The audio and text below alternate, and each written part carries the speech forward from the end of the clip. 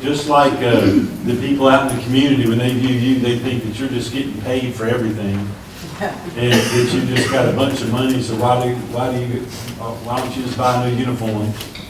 Well, the same thing goes with the Andrews Institute.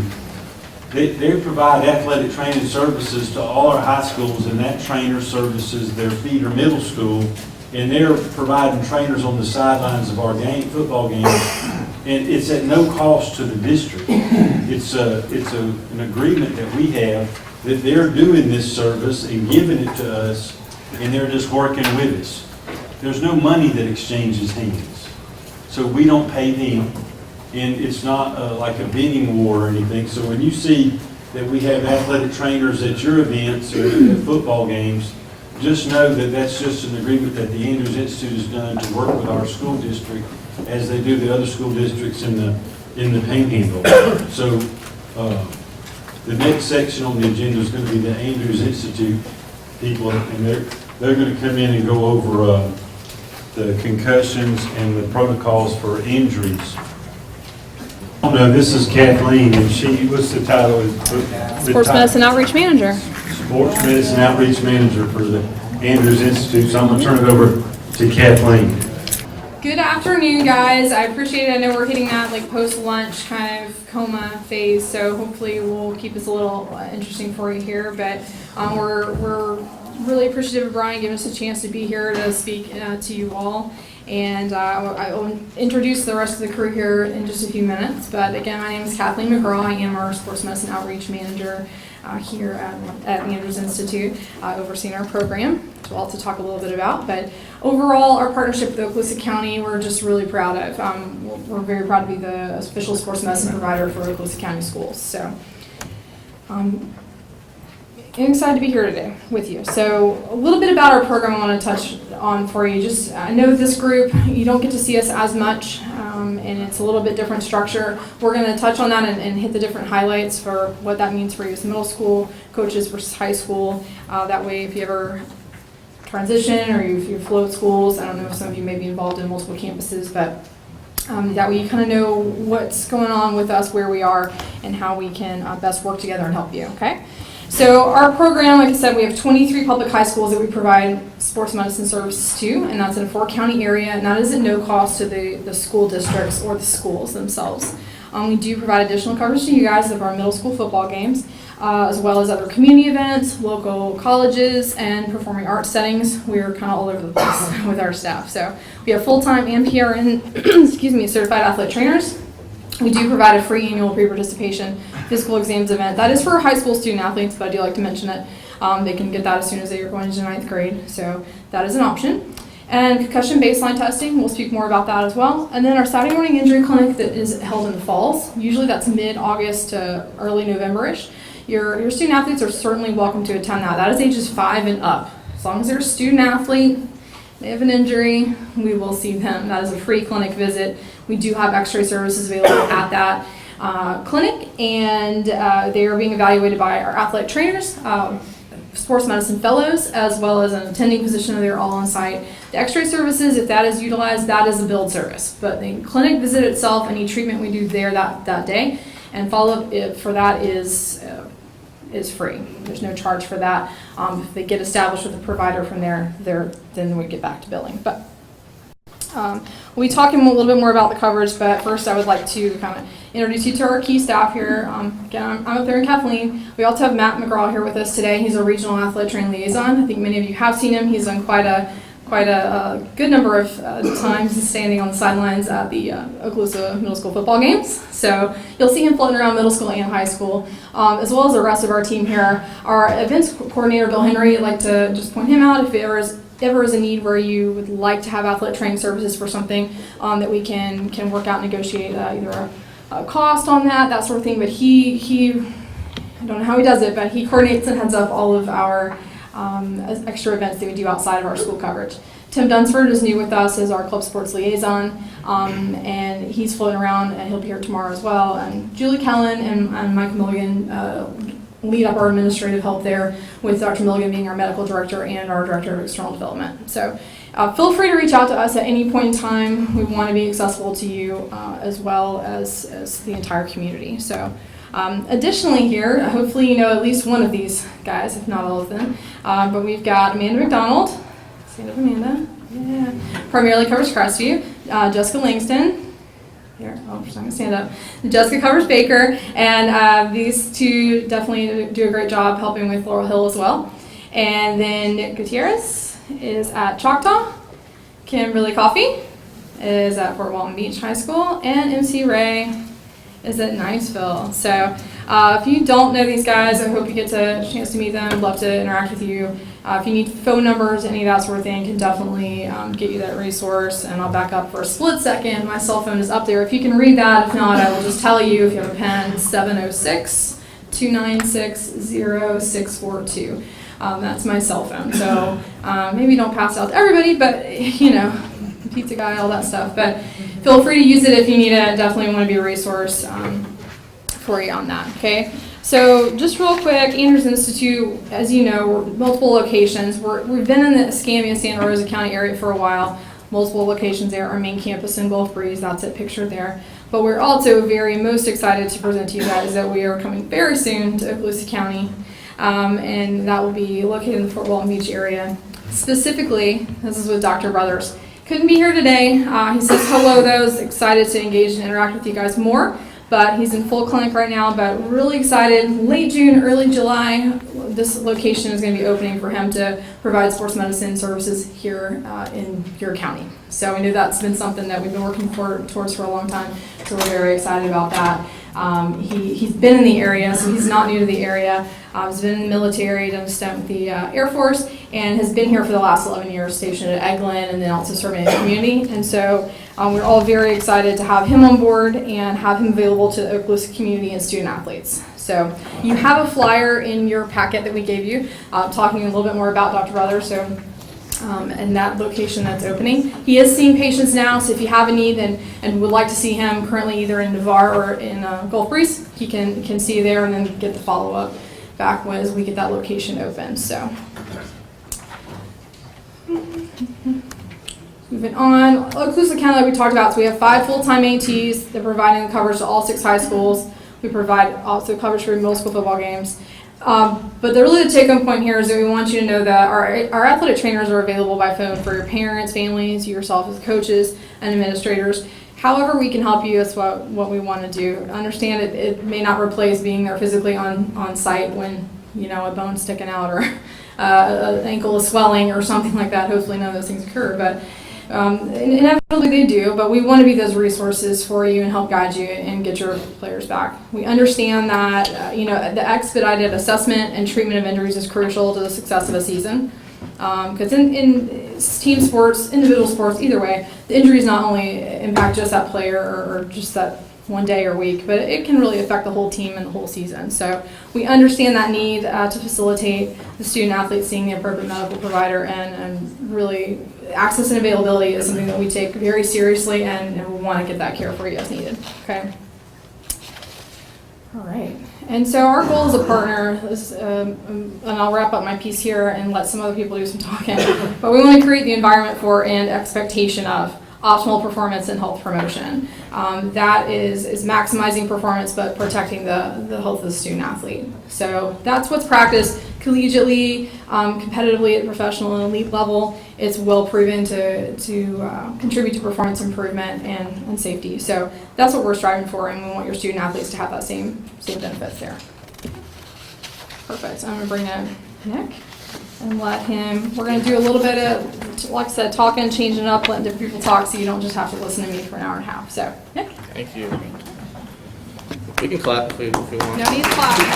No, I'm just kidding. Thanks. So yeah, my name again is Nick Gutierrez. I'm the athletic trainer at Choctaw High School. I'm just going to touch briefly on what an athletic trainer is and does, and a little bit of our coverage expectations from high school compared to middle school as well.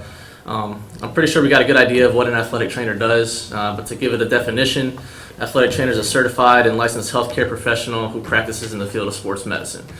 So we work closely under the supervision of our physicians at Andrews to pretty much cover these 5 domains here: preventative services, so things like taping and stretching, emergency care, clinical evaluation, so evaluating any injuries we might come across, therapeutic intervention, and rehabilitation of injuries and medical conditions. So with middle school, as we said earlier, for all football games, we definitely have an athletic trainer there, whether that's Matt or some of our PRNs that help out. We don't cover any of the events at the middle schools, but we don't want you guys to think that, you're kind of out on an island over there. We're still a resource for you guys, just a phone call away, as we said earlier. Last year, what I did was, a kid has an injury, a coach would call me and say, hey, little Johnny hurt his ankle. Could we get him looked at or check it out? And I would just get a parent's phone number, talk to the parent, and then kind of just set up a time to meet with them at my high school. And that seemed to work out pretty well. Let the parent know, hey, everything's fine. Maybe it's just a minor sprain.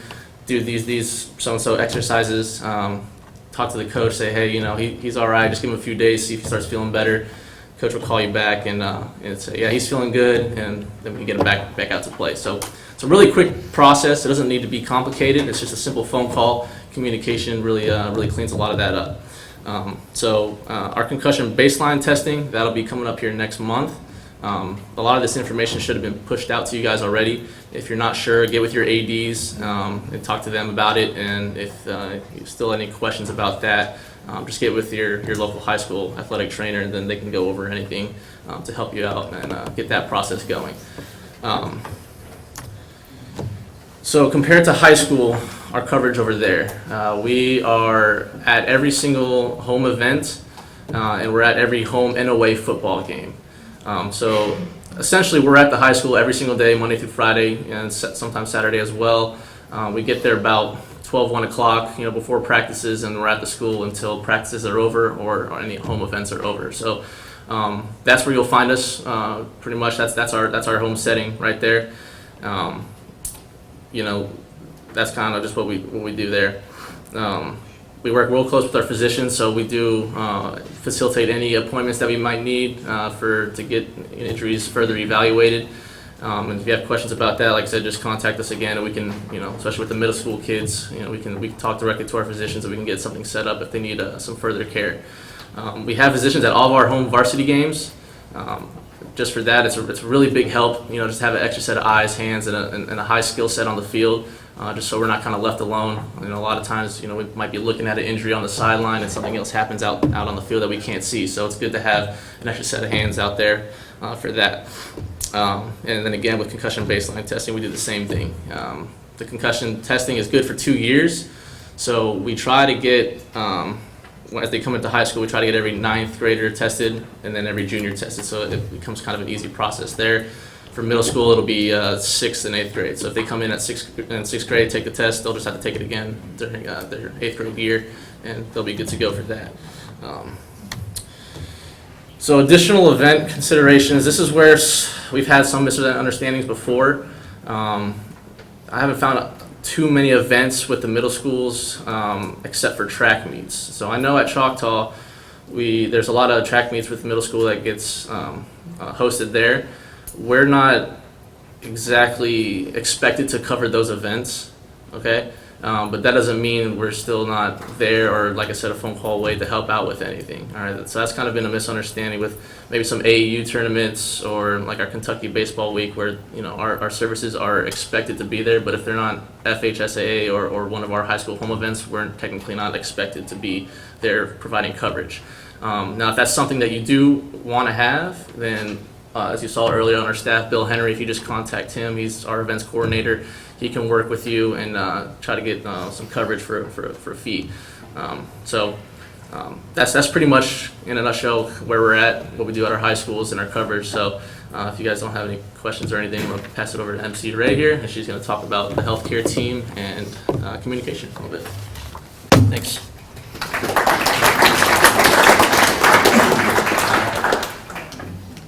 Hey guys, how are y'all? Good.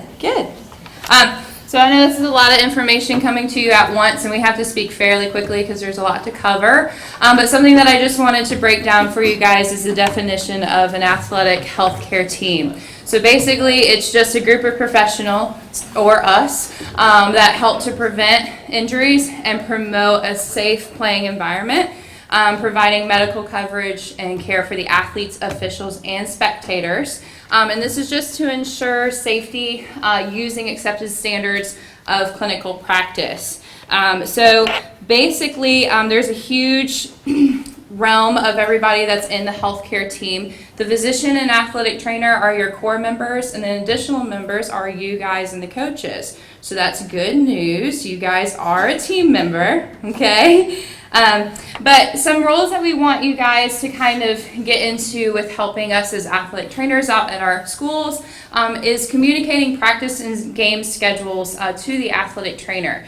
So obviously we're primarily at our high school. I'm going to call Coach Reese out and some of our other coaches that are at Ruckle and Lewis.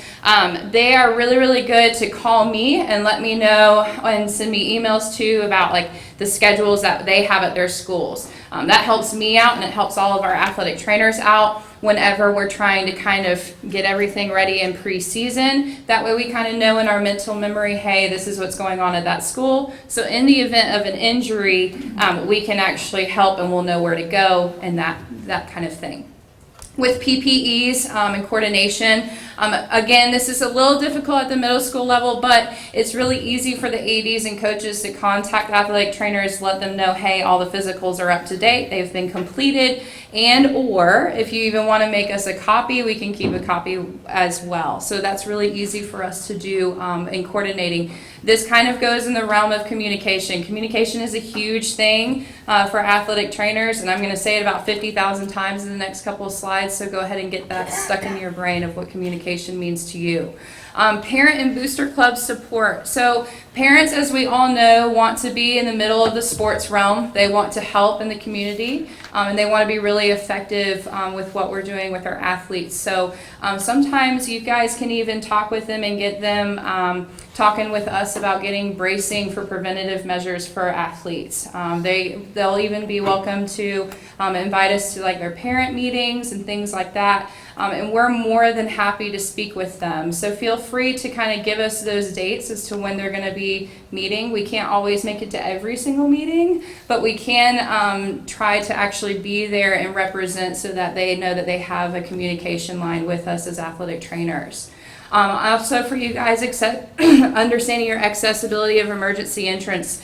Basically, in a nutshell, if y'all have seen your EAPs, you should know them. But when I was at the FIAAA convention last month, I asked a funny question. I kind of did a standing up, sitting down kind of thing. I said, who has an EAP? Everybody stood up. I said, who has reviewed the EAP since January? Everybody sat down, okay? So something, if you guys have an EAP, start looking at it because it's vitally important for everybody to know where our entrances and exits are for an emergent situation. And then, of course, keeping each other accountable.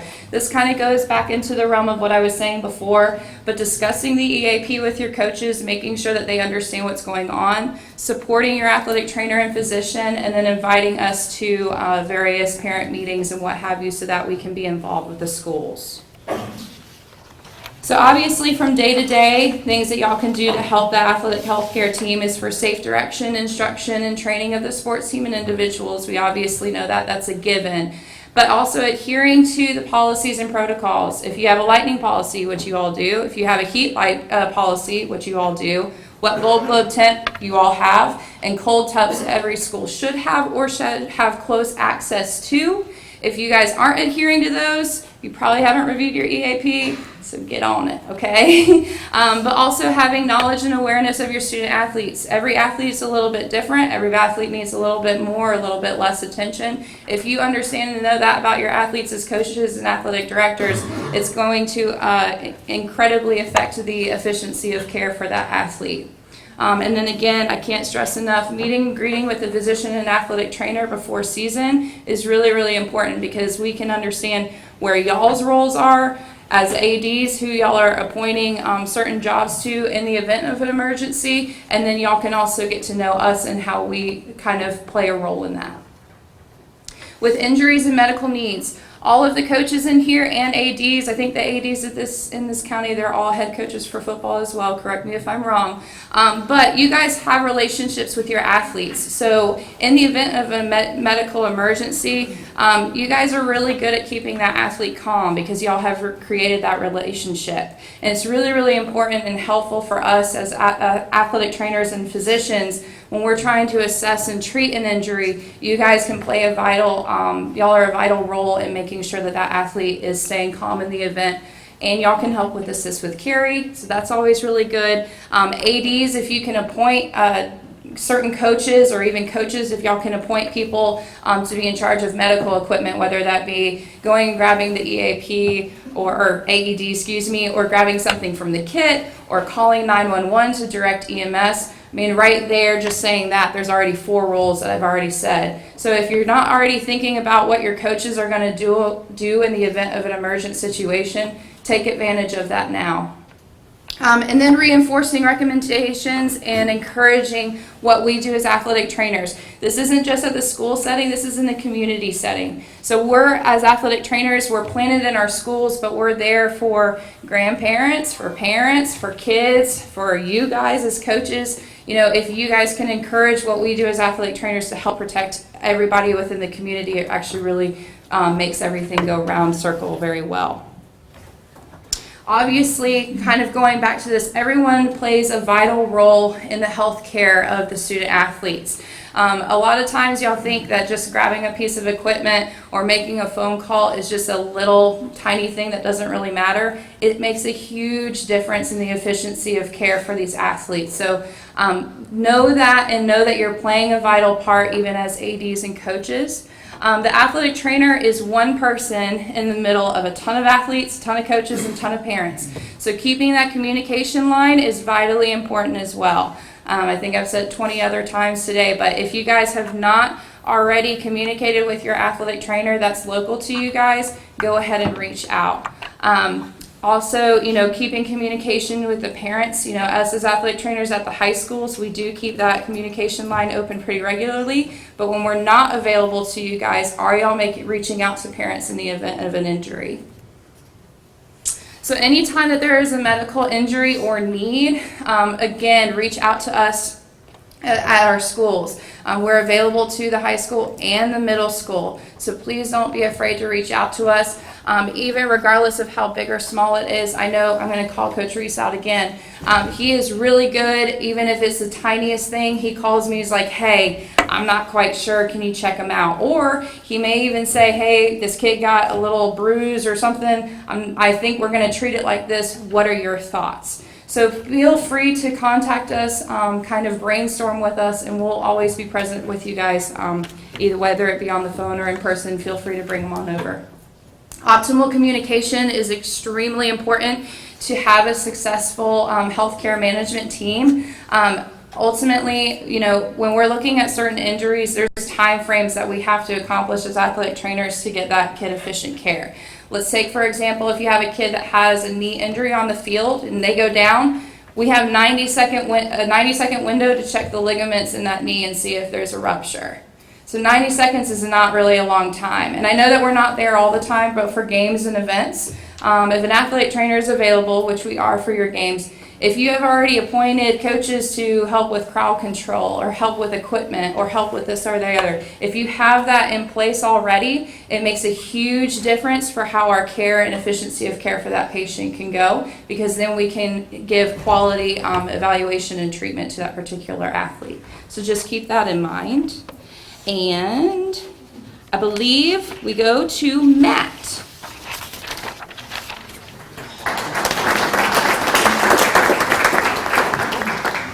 All right. Well, today we're going to talk about, obviously we've talked a little bit about who we are and what we do. I want to talk a little bit about being prepared. How many of you are, within the last couple of years, have moved to Florida? A couple? How many people have been here their whole life? All right. So when I say, are you prepared? What is the first thing that you think of? Speak up. Hurricane. Why? We're known for it. It's a potential, right? It potentially can happen. Do you know it's going to happen? Eventually, but we don't know where it's going to go. We don't know when it's going to happen. We don't know a lot of things. Oops. I'll fix this. We don't know severity. There's a lot of questions, right? All right. So, if we are prepared for hurricanes, why wouldn't we want to be prepared for emergencies at our schools?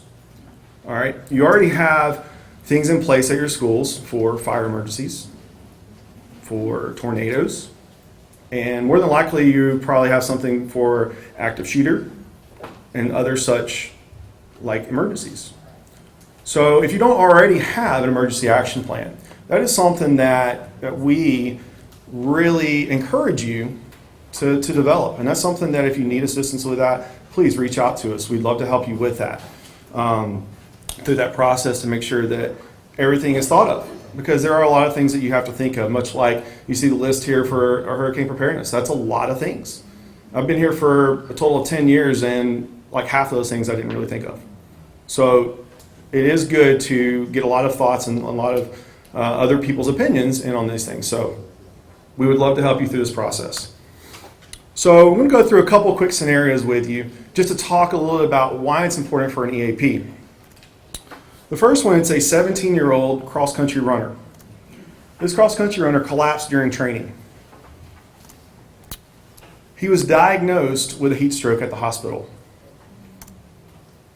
He had to be put into a medically induced coma. His core body temperature was to that elevation where they had to put him in a coma to get that core body temperature down. Very dangerous. Good thing is he recovered fully. He was able to return to sport. So this happened in, I believe it was August or September. He was able to return to track season that fall, or that same school year, and was able to compete, and I think he ended up finishing 5th at the state level. The downside to this is this young runner felt like his case was mistreated or mishandled by the coaching staff. Something to think about, okay? Second scenario I have, it's a 16-year-old basketball player. The student athlete collapsed immediately, or a few moments after the game. 2 coaches that were there performed CPR and used an AED. He was taken to the hospital, and he survived and recovered. 2 similar scenarios with 2 different outcomes. The second one, they were prepared. They were ready. They enacted the plan, and they got him the help they needed, got him to the hospital, he was taken care of. First one, he survived, but it didn't really have all the information. It didn't say, did he have lasting damage? Did he have anything else going on? Maybe it was hospital bills, who knows? But things to think about. So, emergency preparedness. Let me ask you a quick question. What do you think the leading causes, there's 4 of them, leading causes in death for high school sports, middle school and high school sports? Heat stress. Heat stress, okay.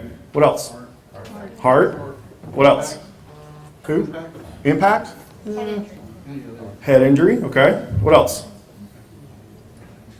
This is a tough one. No. So it's head, heart, hemoglobin, and heat. So hemoglobin, anybody know what hemoglobin is? It's your blood, right? All right. So what does blood have to do with death? Well, it's sickling. Sickle cell is a trait that some people do have, and when their bodies are stressed, that can actually cause a lot of problems. And unless they're given the correct treatments, which is very simple treatments, but unless they're given the correct treatments, they can potentially die from that. So that is something that if you're having athletes that maybe have a history of any of these, maybe you're looking through your pre-participation physical exams, you're looking through and you see some red flags that maybe they've had previous head injury, maybe their family has heart issues, maybe they have in their sickle cell, or maybe they've had a history of heat illness. Those are some red flags, and that's something that we would love to answer some questions on or maybe talk through with you. So feel free to reach out to us regarding those things. Okay? So, emergency action plan. Run for it. Well, that's not really adequate. What is an EAP? Well, an EAP is a written blueprint for handling all emergencies. It's something that you can put in place that no matter what the circumstances, you can tailor it to that particular circumstance. It's easily understood and establishes the accountability for the management of the emergencies. It's very comprehensive but practical, and it's flexible enough to adapt to any situation, like I said. However, it is specific to the practice, game, or competition site. Okay, so if you have a practice field, but your game field is different, one EAP is not sufficient. Having multiple is. Now, if you have, say, your soccer team plays on the same, practices and plays on the same field as well as football, one EAP for that particular site is great, but making sure that you have all the content in there is also very important, which we'll talk about here shortly.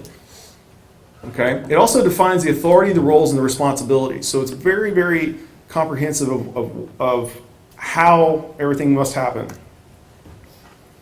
Okay, why do we need emergency action plans? Well, ethically and realistically, it helps us ensure that athletes receive the optimal care as safely, efficiently, and smoothly as possible. Professionally, the NCAA and the NFHSAA and the FHSAA have suggested that all member institutions develop an emergency action plan for their programs. I understand your middle schools, but I also understand that y'all are abiding by a lot of the FHSAA guidelines. If I'm not correct, Brian, correct me on that. Okay. And legally, the emergency plan has been categorized as a written document that defines the standard of care required during an emergency situation. There are a number of cases that are out against schools for not having emergency action plans. So it is a thing. Best practice recommendations. Well, the FHSA puts in their policy 43 that all member high schools are to develop an emergency action plan. It should be developed, coordinated, reviewed, and rehearsed annually with all on-site key and emergency personnel. All. There should be a written copy on file, shared and posted at each venue. It should have the location of all emergency equipment if you have any. AEDs are included in that. Contact information for emergency personnel, and the facility address, location, and contact information. So if there's 5 gates on your campus and only one of them gets to your practice field, that's important information to be on there. Especially for emergency services if they're trying to find where you're at, and maybe they're not as familiar with your fields as you are. So some things to think about. So your content. Here's an example of one that we have, I believe that's Baker School, on there. But it has in there the on-site emergency personnel and team. Well, for the high schools, we do have an athletic trainer, we have the coach, we have administrators, and then you list anybody else that might apply to as well. Emergency communications, so any emergency numbers. Maybe you don't have cell service at your field or your site, and the only service you have is a landline. Well, do you have to dial out? Do you know that? Do you know that you have to dial 9 to get out? Some local emergency services maybe might not use 911. They might use 411. I don't know. Pick any other three-digit number. Emergency equipment. Any emergency equipment is on site. They also must be accessible. What's the difference between accessible and available? So accessible, you can get to it anytime, anywhere. Available means that door is locked. I don't have a key. No one else here has a key. School's closed. We'll just call that the school building. That's the only one that's accessible. Well, it's not really available. I can't get to it. I can't use it if I needed it. So those are the kinds of things that you have to really think about. Oop, jumped ahead. Roles of the on-site first responders. What are the things that you need to do? Well, are there gates that need to be open? Are the doors that need to be unlocked? Is there construction going on at your school and maybe you need to reroute EMS because this has been going on for a week and you haven't updated your AP? So things to think about. Maps of the venue and directions need to be displayed. So again, lock gates, specific venue. Maybe you have 2 gyms on your campus. Which gym? How far apart are they? Does it matter? If they're right beside each other, My goodness. If they're right beside each other, it really doesn't matter. Just making sure you're awake. But also location of equipment, and then medical emergency transportation. Making sure someone is going with the student athlete, whether it's a parent, making sure it's their parent, or a coach, to make sure that they have all their information, so that the parents are followed up with, but also they have maybe it's their insurance, maybe it's their PPE that has very critical information regarding their medical history. Okay. Here's some examples of venue maps. We use the one on the right there. I think it's Scribble Maps is the website that we use, and basically it's a Google Maps, and we draw lines on where the EMS comes in, where the gates are. And you see this one has two different gates, so they have options that they can come in. But it's also showing, you see at the very bottom on the right one, you see a little heart-looking thing. That's the location of the AED. Okay, it's accessible. It's actually outside the building in a box, but it's covered, so it stays out of the weather. The one on the left, it doesn't have as many identifiers on it, but it is a good example of this is another version, another way of doing a map for an EAP. Okay, so basically you're just getting as much information as you can out there, so it's easiest for emergency services to get to you. Emergency equipment accessibility. So emergency personnel, first responders trained in CPR and AED usage. That's important to know. And that might even be part of your EAP, where you have a list of, maybe you have 10 of your 30 coaches are CPR and AED trained. Great. Let's have a list of that. Maybe they're at the softball field and it happened at the baseball field. Maybe you can, hey, I need your help over here. This person collapsed. Can you come help me? But that way everyone knows who is trained and who has the experience or the availability to help out in a situation. Again, locked doors. Are there any locked doors between you and emergency services getting to you? Okay. Another example of a map right there on the left-hand side. The numbers you see, those are the number of gates. This is Gulf Breeze High School. I don't know if you ever have been to Gulf Breeze High School. It's really spread out. There is a main road that goes in smack dab in the middle of their campus. Okay, you've got a football field, baseball and softball field on the right, with another slightly odd-shaped practice field there. And then on the other side, you've got a field up there where the 9 is. And then at the very bottom, you have a practice fields, you have tennis, and you have the gymnasium at number 8. So it's very, very spread out. So knowing where your emergency equipment is, your AED, your gates or your locked doors, all that information is very, very important. Sorry, I'm saying it 100 times, but it's very, very important when developing an EAP and making sure when you review that EAP that you check all those boxes and make sure that you've thought of everything. All right, so you got an EAP. We're good, right? Think again. It's a living document. It's something that you have to look at and review, like MC referred to, on a regular basis. The minimum recommendation is annually. We recommend multiple times throughout the year to make sure that everything is up to date. Maybe coaches have changed. Maybe, like I said earlier, there's construction. And you need to make a note of that, and maybe EMS needs to go around the building and come in through another door. Okay, so things to think about.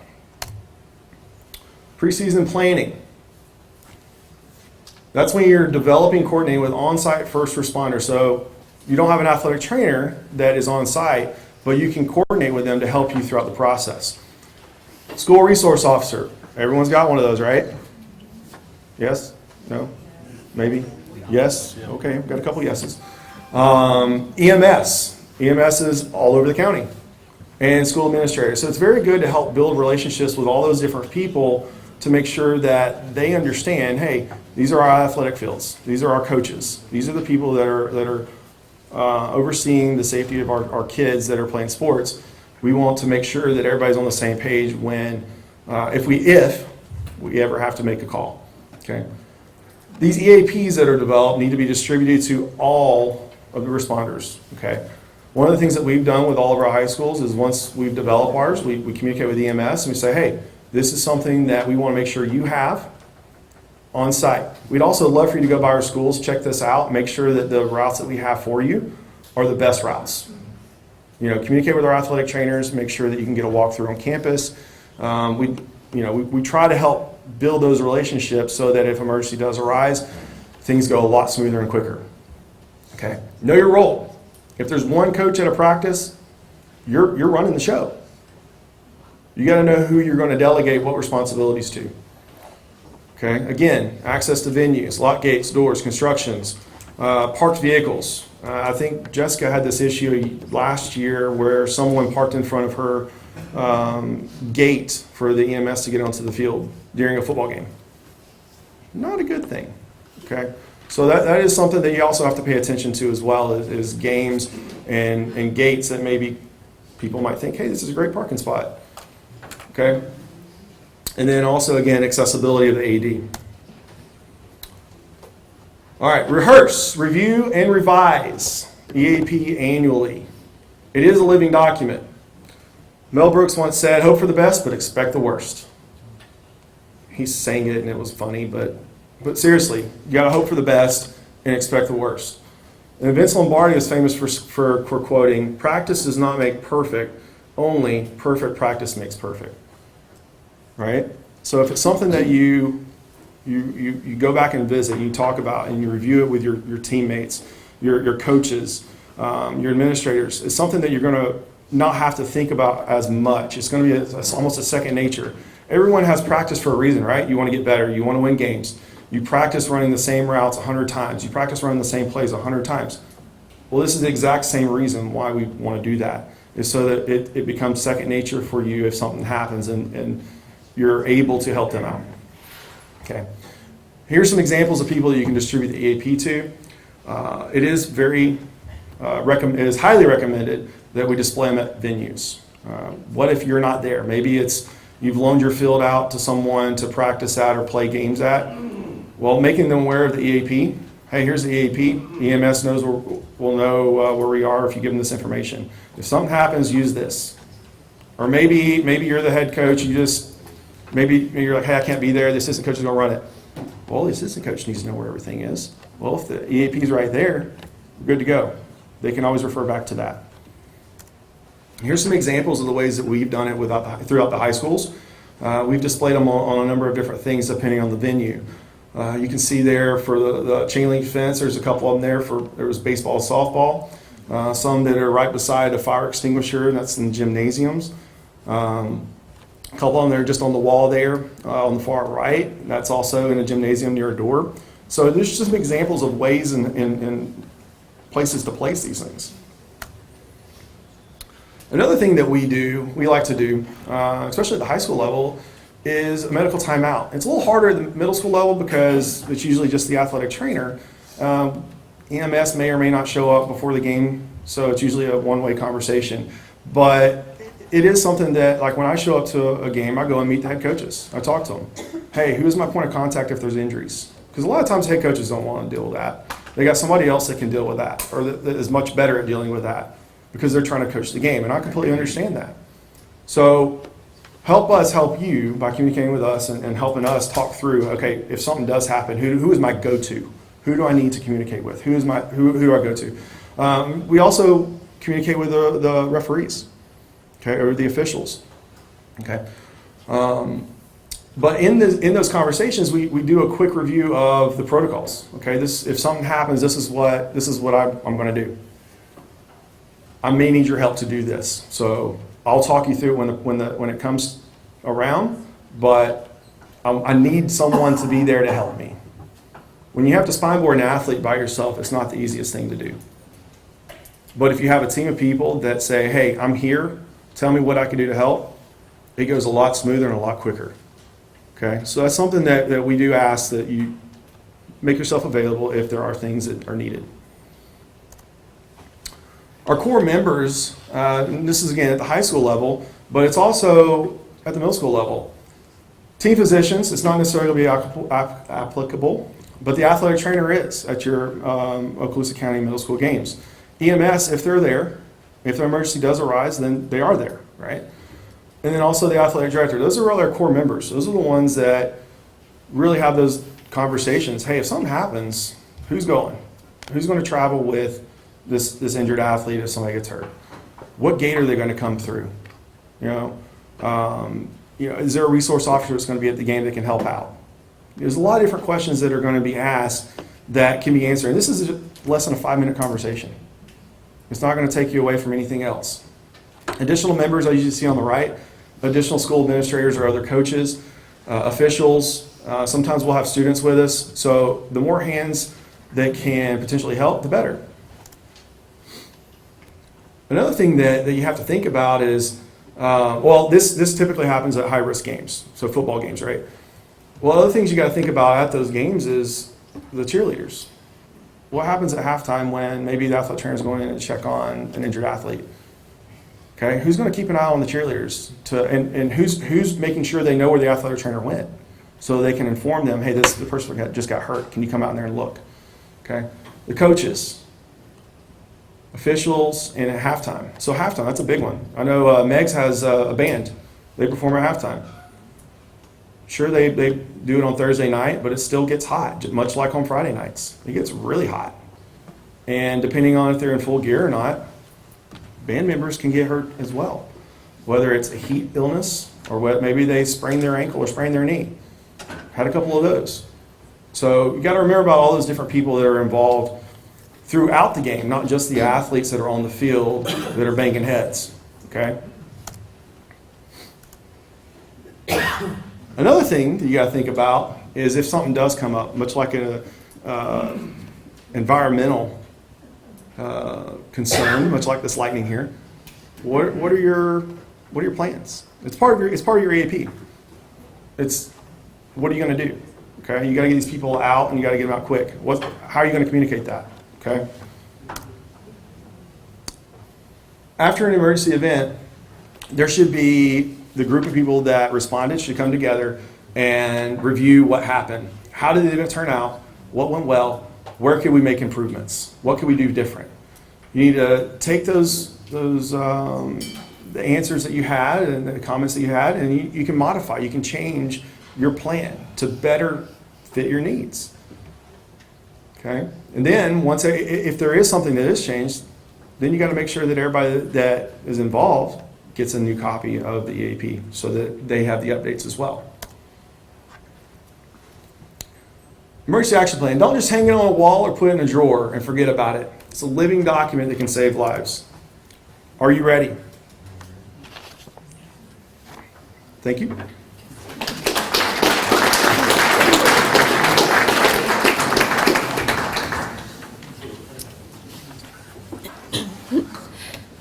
Hello, my name is Kim Coffey. I'm the athletic trainer at Fort Walton Beach High School. So today I'm going to talk about environmental concerns. So the first thing about the conditions of the venue, like Matt was saying, I know a lot of us play on like your high school's field. I know Bruner plays at Fort Walton, so we have like 2 or 3 different keys before we can get someone into the field. So it is important that those coaches and people communicate with the right staff so they can get those things open for potential injuries or emergency actions. And also, whenever, I know a lot of refs, like when they're at the football games, they just walk along. Not a lot of people know what they're doing, but it will help if you just walk along and just try to identify those type of conditions. Sometimes there are like little divots in it, and people try to cover with sand, or there are like the sprinklers, like they don't go down all the way, because I know they don't at Fort Walton. So just be mindful of those things, because it can definitely turn into something way more serious than just ignoring it. So another environmental concern is lightning, and I know that is definitely a hot topic during football, during the fall season. So this is just a chart of just the fatalities by state, and you can see that Florida has 47. So it does happen. Don't think it won't happen to you, because it does. And one thing that I like to use is the WeatherBug app. It actually shows the lightning in the area and shows how close. And I know my coach doesn't like it, but I do have to lay down the law and get us inside. And another thing that we do have at Fort Walton, I think Choctaw and Crestview has it also, is the Earth Network. It's like the little bulb thing that's on top of the press box in the football field, and everyone hears that horn. It's really loud, and you know to get inside. And then it flashes, and you know not to go out, can't do any activity for 30 minutes.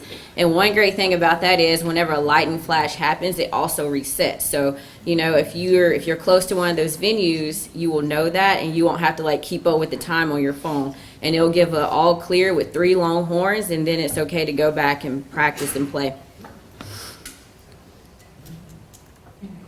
Okay. So here's another chart of statistics that show where most lightning deaths occur. 54% happen in open field ballparks and golf courses, 23 under trees, 12 beach and boats, and it gets smaller and smaller. So deaths from direct strikes are rare, and a small percentage of lightning deaths happen with indirect also. So just be concerned. Don't think it can't happen to you, because it can. It can happen to a student. It can happen to you. So let's just be mindful of those things. And when you hear thunder, when thunder roars, go indoors. I know we don't like to go in. I know we like to wait till we see that lightning strike in the sky, but once you see it, it's too late. We need to go inside. Definitely let everyone that's out. I know cross country also practices when football is going on. So let's just try to communicate with those coaches too, to let them know, hey, we need to go inside. Is lightning in the area? Kim, Yes. so on the WeatherBug app, I know everybody's heard the horn before, but if sometimes the horn's not working, and I've been to schools where the horn's not working, and it's because whoever was cleaning up unplugged it. And so the horn is a luxury that we would like to provide to all of the coaches. It's there to help you, so you ain't got to make that decision. But if you're out there practicing and you hear thunder, the horn should have went off, because it's set on a range that the sound of thunder would travel. So if you've not heard your horn in a while and you hear thunder, go check. And it's probably someone unplugged it to plug something else into that plug, or it needs to be reset. So when it's working, it's a luxury there to help you make that call. But don't count on it, because we've had situations where the school didn't have theirs. They said, our horn hadn't gone off for at least 3 months. And there's a reason for that. So just know that if it thunders, you're not supposed to be outside. Thank you.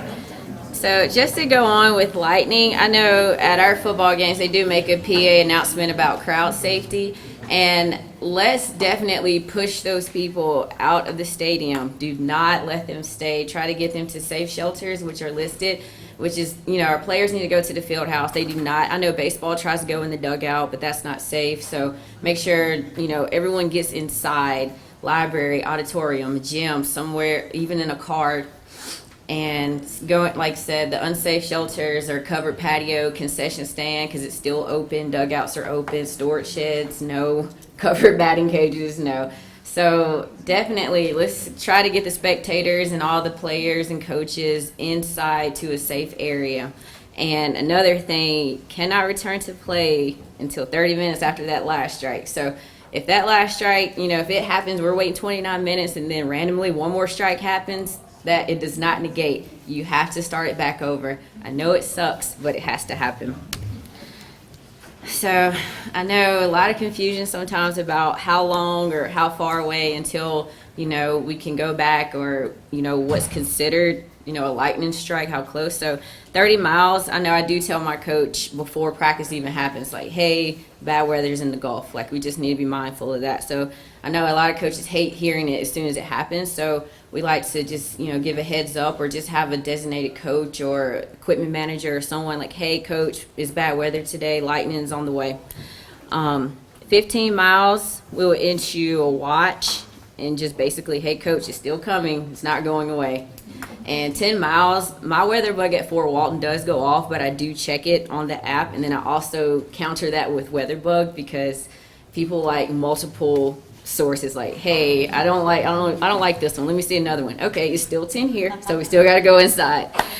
I know that's what we do. 6 miles, says everyone must be inside, but by that time, coaches are more worried about the kids and the parents, like, hey, because they will drive by and say, why are y'all still practicing at Fort Walton? The Lightning's 10 miles away. So coach likes to go ahead and get them on inside, and we just wait till we see that we'll hear that all clear, and we wait until everything's good, and we presume practice. But it's one of those unfortunate things because we do live in Florida, but have to abide by that rule.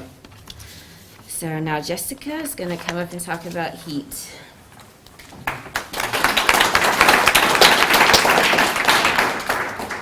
Good afternoon. I'm going to talk to y'all for a few minutes about heat illness and acclimatization. This is important because heat illness is one of the top 3 leading causes of death in student athletes.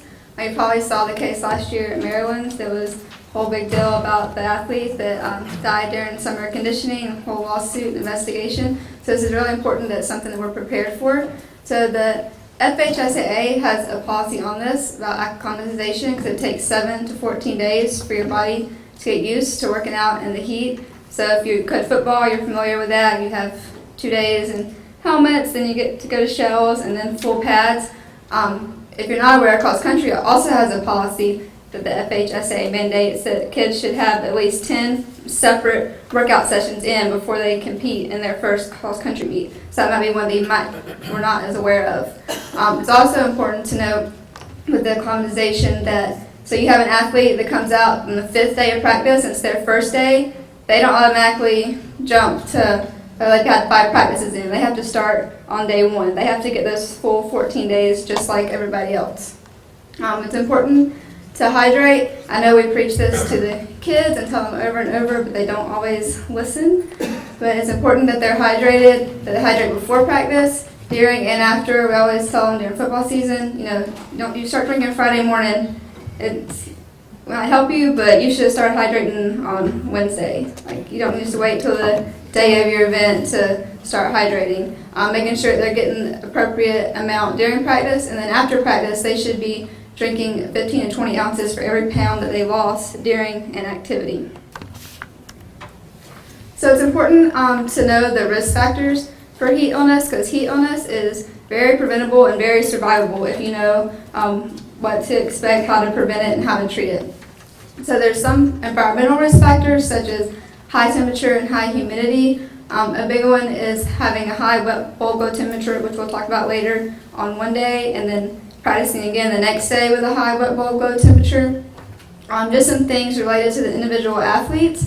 Not being in shape, sleep loss, which that could be a big one during the summer. You have these kids staying up till 2 or 3 o'clock in the morning and then rolling into practice, and they haven't eaten, haven't hydrated, and haven't slept. So that's something definitely to be aware of during the summer months. Kids that have recently been ill, so they're already dehydrated. Overweight kids, but it's not always the overweight kids that are going to have heat illness issues. So don't think it's your athletes in really good shape, it's not going to happen to your best athletes. And actually, the one time I've had to put a kid in call 911 that was unconscious, it was 2 of my athletes, and it was my 2 best athletes, most conditioned athletes on the field. And it was because of one of those environmental risk factors that's listed. We were doing 2 days in August. We practiced on the evening, then we came back like at 7 o'clock the next morning and practiced again. So there was a short recovery time and there was high humidity. So things like that can be preventable and help us prevent these heat illnesses if we recognize them.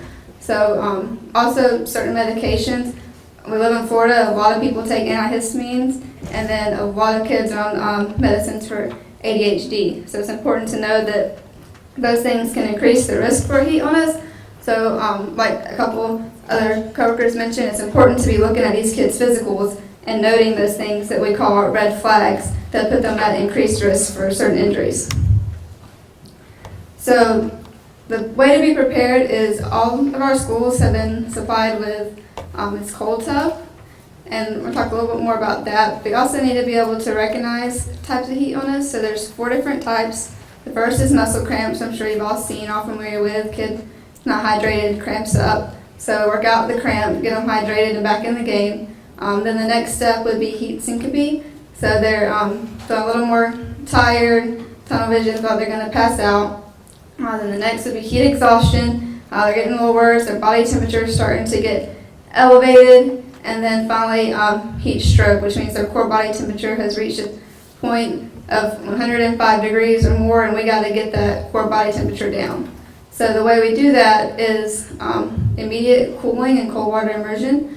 So it's important when we have these tubs out that we have access to them, and that you don't just have the tub out there, but that you're prepared to use it, because those minutes are going to make a difference if somebody's having a heat stroke. So what my usual routine is, I keep my cold tub underneath the shaded area at football, and you want to keep them in a shaded area because they're black, so they will get really hot if they're sitting in the sun. And then I already have 2 coolers of ice already ready. You need at least 2 10-gallon coolers full of ice. It's hot, it's going to take a lot of ice to cool them down. So I recommend having the ice ready, and then if your tub's in a shaded area, you can even fill it up. Go ahead and fill it up a little bit. So make sure that you have those things ready and that you know how to access them. It's important to remember too in the fall with cross country. And I keep mentioning football and cross country because that's where we see most of these heat strokes, is in those 2 sports. So it's important too, cross country isn't always right on one spot on campus. They're running all around. So have a plan. How are you going to get, where's the cold tub at? Is it a central location? How are you going to get those athletes to the cold tub should you have a heat emergency? Some of you may have, a couple of our high schools I know have whirlpools in their athletic training rooms. That's another option if you have, your school happens to have one of those around. Going back to these different types of heat illnesses, we did send out our heat policy last year, and there's this handy chart in there that actually gives a differential diagnosis. So it tells you the symptoms that you would see with each of these. So if you're curious about that, you can get a copy of our heat policy, and that chart is in there, and it's really nice, and it lays it out for you. So like I said, I want to have the cold tub accessible. The big thing to remember with heat illness is to cool first and transport second. If you can get that core temperature down within 20 to 30 minutes, they have the best chance of survival and recovery. So we want to get that core temperature to 101.5 before we take them out of the cold tub and transport them. So all of our athletic trainers at high school, we have rectal thermometers, and that's how that would be measured, making sure we get that core temp down. Something to think about. Just something to think about, real quick. Okay, we don't want to use the AED, right? Everybody's uncomfortable using it, but if it's a life and death situation, you're going to use it, right? It's the same with the rectal thermometer. Does that make sense? Yeah. We know how to use it. It's actually easy for anybody to use, but we know how to use it. We're going to use it if we need to use it. But in the time of an emergency situation, y'all are going to communicate with whoever to keep them calm so we can do what we need to do, correct? Yeah. Okay. It's just like with a female, you're not going to not put an AED on a female because you have to expose your chest. And in this type of situation, if they're to the point where we need to know their core body temperature, they're probably being belligerent, or they're unconscious, not aware of what's going on. It's done in professional and discreet as possible manner as possible. So when it comes down to it, you're saving their life, and a difference in a few degrees can make a big difference when you're trying to decide to transport them.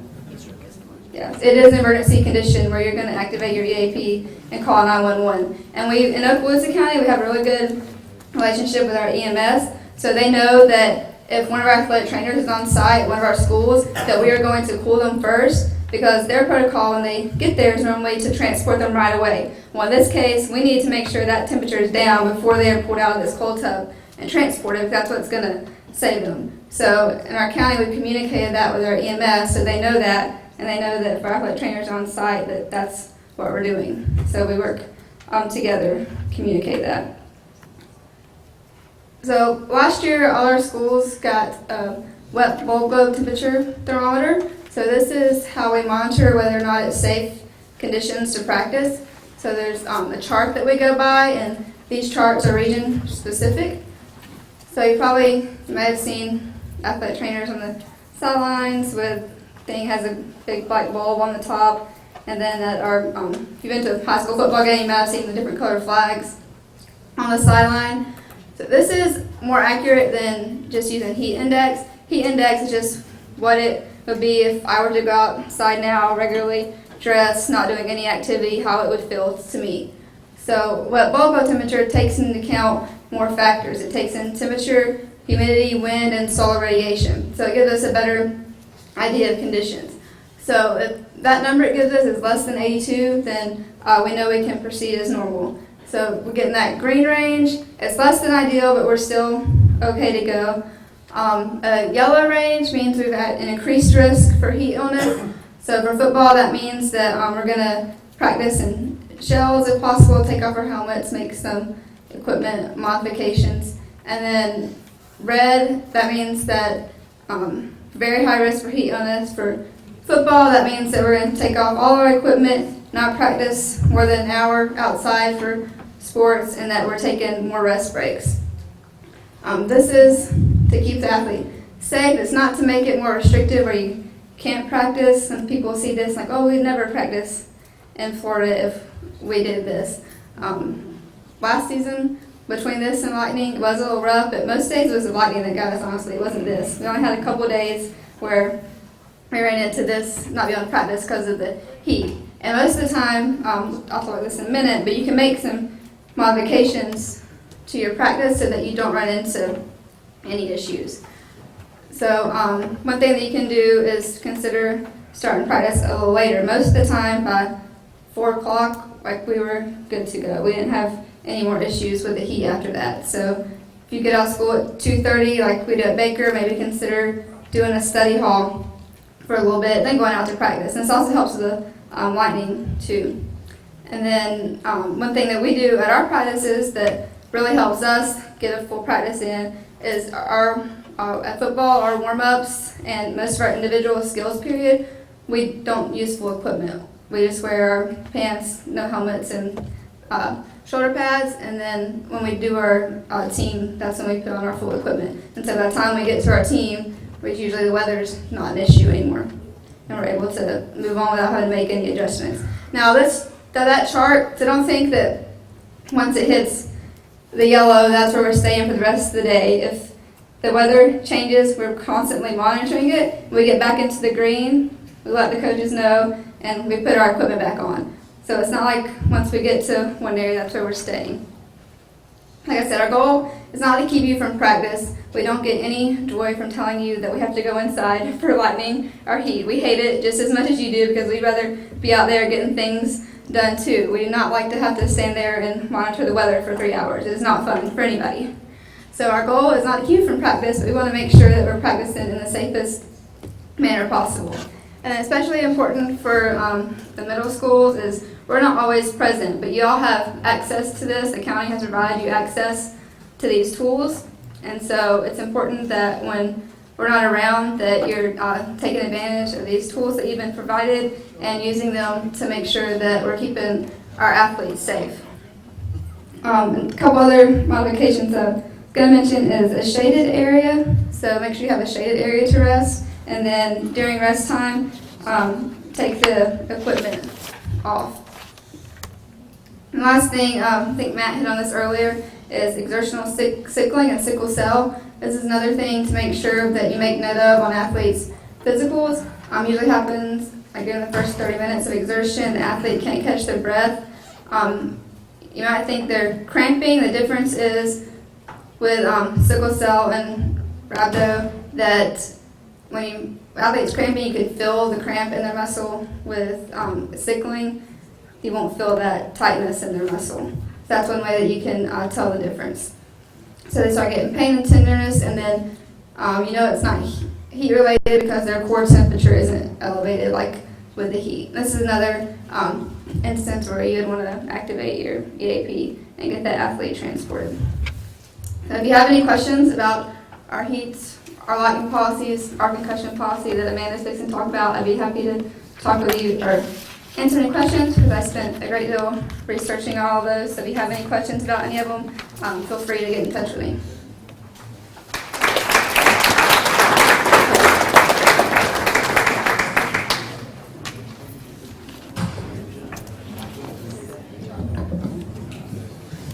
Okay, so some important things to do before your season starts is go over your physicals for your athletes, and of course you're supposed to be getting those before they try out. You want to go over that front history page and mark any yeses on there, And some really important things to look for is if your athletes have asthma, diabetes, any kind of allergies, or they may need an EpiPen would be important to note. Sickle cell trait, any previous heat illnesses, and then any kind of organ disease. Maybe they were born without a kidney, any previous surgeries that may impair their participation during that year. Be familiar with your athletes, and this is a good way to do so. And then, of course, make sure that they're cleared by the doctor to play. Some general medical things just to go over real quick is be familiar with any sicknesses or illnesses that your athletes may have prior to their participation, like in practice or games. Note if they have a fever, you really shouldn't let them be practicing with a fever because we need to know what's causing the fever. One thing that goes misdiagnosed is mono. I know it's kind of going around right now. Got a couple kids out with it. And this can lead to other issues or emergencies with continued participation. And then another important thing is skin infections. A lot are very contagious. If you get ringworm or staph in your weight room, your whole team's going to wind up with it eventually because usually they have some kind of open wound that it's going to get into. So keep your weight room clean. The county provides a nice solvent that will kill everything. Get with your janitorial services so that you can have that cleaned at least once a month, I would say. And then making sure that your kids wash their clothes every day after practice is a great thing, and that they're bathing properly. And if they don't have the means to do so, please help them or contact us and we will help them do so. So sudden cardiac arrest is our #1 killer. It's the most common death of high school kids, and I would say middle school too, just in that population. So we have sudden cardiac arrest and sudden cardiac death. This is the leading cause of death in young athletes, predominantly male. African Americans make up 52% of this. 67% of cases are in football and basketball. And then 0.28 to 1 death per 100,000 high school athletes annually in the U.S. Within our coverage area, there were 3 incidences of student-athlete collapse within a school year. So that's kind of a lot to me, but I don't want to see 3 kids down. So for some warning symptoms for cardiac arrest would be exertional chest pain, syncope or near syncope, so the athlete faints, unexplained seizure, excessive shortness of breath, disproportionate fatigue, irregular heartbeats. Of course, these are 911 calls every time. And recognizing anyone collapse and unresponsive, assume it is a sudden cardiac arrest until proven otherwise. Initiate your CPR and AED protocol. They may have a seizure-like activity or agonal breathing. Agonal breathing is not breathing, so that's whenever you want to initiate your CPR, even if they're taking like a deep, raspy breath, it doesn't sound like it's going in. Don't be scared to activate your AED plan. The AED will tell you, hey, we need to shock them, or no, continue CPR. So just follow that, and of course call 911 first. So preparing for this event is very important. Your EAP comes into play. That's what it's there for. And then, of course, having coaches that are CPR and AED trained. If you would like to be CPR and AED trained, please contact us. We have teachers. I'm one of those as well. We can set you up with a class. And then our goal for putting the AED on a kid once you suspect a sudden cardiac arrest is 1 minute from collapse to shock. So that means that your AED needs to be close by, because every minute after that is your increase or your survival rate declines at 7 to 10% per minute. So each minute that you wait, you're getting further and further away from survival. With CPR, survival declines 3 to 4% per minute, so that cuts that almost in half. So if you have someone that's CPR trained, they're doing CPR while your AED is on the way, and you're going to increase your chances of survival. An AED will not shock unless appropriate rhythm, so don't be afraid to use it. And of course, you have to bare the chest to do so. So that's when your EAP needs to say who's going to do what job. And how are we going to make a barrier so we can protect this child and make sure that they're not exposed to the whole stands if it's at a football game. So we can play a little game here. We have a couple questions, true or false. You can answer out loud. You have to hit your head to sustain a concussion, true or false? Good. CT scans, MRI diagnose concussions. Good. A concussion is a serious head injury. Yay. Concussions are graded from mild to severe. Anybody else? This one's false. They changed this. They're not graded anymore. A head injury is a head injury. You can't say yours is mild, so you can go back to play in a couple of days, and yours is severe, so you have to wait 2 weeks. It's not done that way anymore. We have to treat each patient as their symptoms present. Concussions, I gave you the answer. Concussion symptoms may appear at, good job, guys, not appear at the time of injury. So I know I've had a couple of kids here lately that have had a concussion, and their symptoms, they don't even have symptoms the day of. They go back into the game, and then Monday morning they come back and see me, and this is at like an AAU tournament.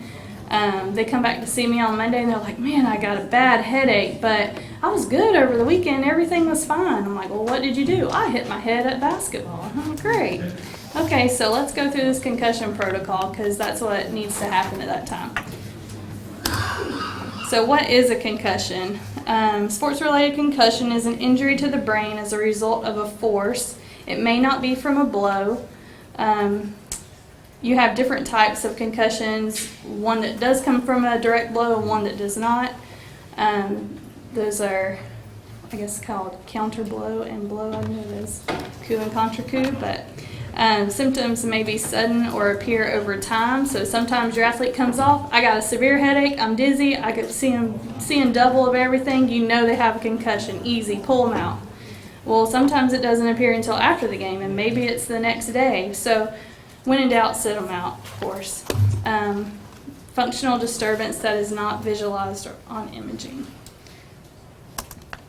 So prevention, cute little cartoon.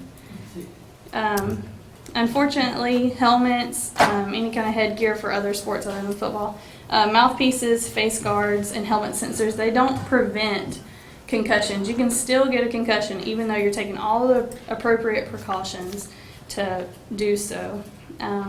They are great to provide protection for other head and facial traumas though. So they still need to be wearing them. Don't just throw them out there without, of course.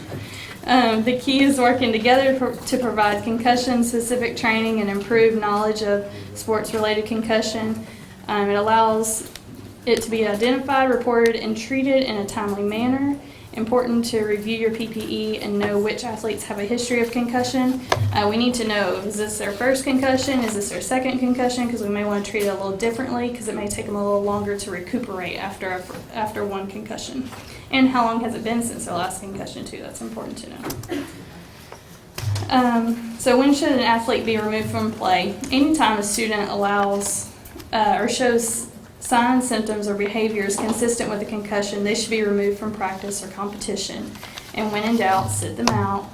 No return on the same day. Be familiar with their signs and symptoms, and they may present subtly.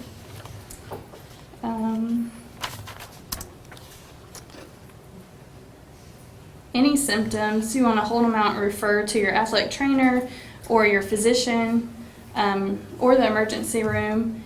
If you have any concerns, of course, if the patient is worsening, you want to send them to the emergency room. If they have any symptoms that you're really concerned about, you don't think can wait until they can see their physician the next day or even the athletic trainer you may have on call, then you want to make sure you send them to the emergency room so they can get that medical treatment started immediately.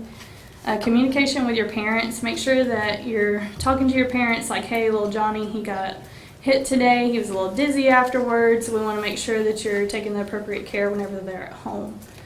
And then make sure, of course, that they can communicate back to you. And you may want to just send a text later on, hey, how's little Johnny doing? Is he okay? That's what we would do at the school as athletic trainers. We kind of take care of that for our coaches. And then we communicate back to the coach, so we kind of play a middleman, but we want you to facilitate that point of care with your kids as well. And of course, making sure that your athletes and their parents know about your concussion protocols before you start playing, so that makes it a smoother process, that they know about your policies beforehand.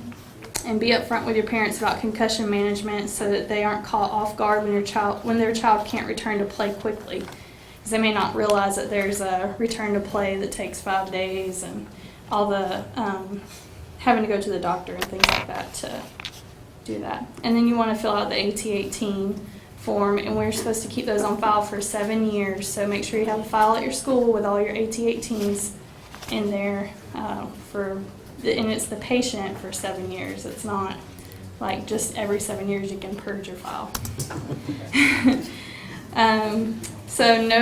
We have a notice of head injury info sheet we can help you guys out with. It's provided to your high school or to your middle school and your athletic directors. We want the patient to return to learn, is what it's called. We want them to go through a full day of school before they start their return to play protocol. So if you need help with that as well, we can help you there. And then after they've gone through a full day of school and they are having no symptoms after, we want to make sure that they start their return to play protocol. And it's the FHSA AT-18. If you need that file, we can send it to you. If you go on the FHSA website, you just type in AT-18 at the top in the search bar and it'll pop right up. And you can just print a bunch of those and have them in your office. But it's basically a 6-day protocol. So the first day is symptom-free. They've gone through a full day of school, not having any symptoms. The next day we start with some light aerobic exercise. And then day 3 would be a sport-specific exercise. So maybe they're shooting free throws if they're a basketball player and so forth. Day 4 is non-contact training. So you can do more progressive things like maybe they're doing dribbling drills for basketball. For football, maybe they're running some routes, but they're still not having any contact, so they're not playing defense. And then for the 5th day, we're going to do a full contact practice. So that's the day that they're all ready to go. We're going to put them in at running back and let them go. And then day 6, of course, the form has been signed by their physician. It has to be an MD or DO. It can't be a PA or nurse practitioner. They can't go to the Minute Clinic. They have to be seen by a medical doctor. And we want to keep those on file, too, at our school. Don't forget that. Thank you.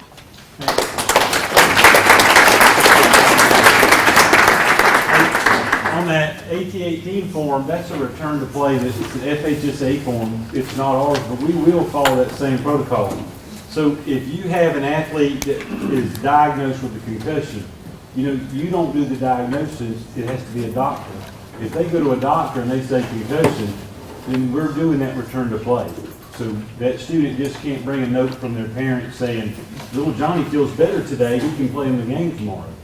He's got to do that protocol just like on that form, and it's several days. So just know, if you get a concussion, we're doing the same protocol. Oh, and we can help you with that as well. I didn't add that, but if you need to refer to your athletic trainer as to what we should do on day 1, day 2, day 3, day 4, please call us and let us know. We can come by your school and help you with that, or we can maybe just give you some ideas over the phone. Whatever you may have questions with, just give us a call. A lot of this is not rocket science, but there are a lot of little nuances or technicalities to how these need to go procedurally and the protocols for managing these things. So we absolutely want to be a resource and help you with these along the way. And speaking of that, I just want to wrap up here with a few other things and resources to tell you about that we have that we are proud to offer specifically to your schools, but you as coaches as well. So this is kind of just a snapshot of those. One thing that I want to say that I don't even have a slide for, but if anyone's just really interested in getting some more hands-on work with, spine boarding, splinting, fracture management, not because we want to make you healthcare professionals, unless you want to be, we're good with that. But we host a Management of Sideline Emergencies course every late July. It's usually the Wednesday or Thursday before high schools can start football practice. So we have our new incoming fellows, many of whom are the team physicians in Okaloosa County. Our entire staff, any physical therapists who sometimes are on sidelines. We would love to extend the invitation to you guys as well. If you just have an interest in learning more, you want to get more comfortable with it. I mean, even us as healthcare professionals, we don't just go, oh yeah, we got this. I mean, that's setting you up for failure. But we want to continue to practice, like Matt and everyone here talked about, getting more and more comfortable with these techniques, and so that it's second nature. If an emergency does occur, we're calm and control, and we know what needs to happen, and we work together as a team to accomplish that, just like what you want for your sports team. So we can get you that information, but definitely reach out to us if you have an interest in that. I just wanted to throw that out there, as well as some of these other items we have here. I will really quick touch on the baseline testing. I know it was mentioned. Just want to remind you guys that has everyone received this year's round of baseline testing information? Do you know? Let me do my thing from earlier. Has anyone not? Don't be afraid to raise your hand up. Okay, we got one. That's pretty good ratio. We'll make sure you get it.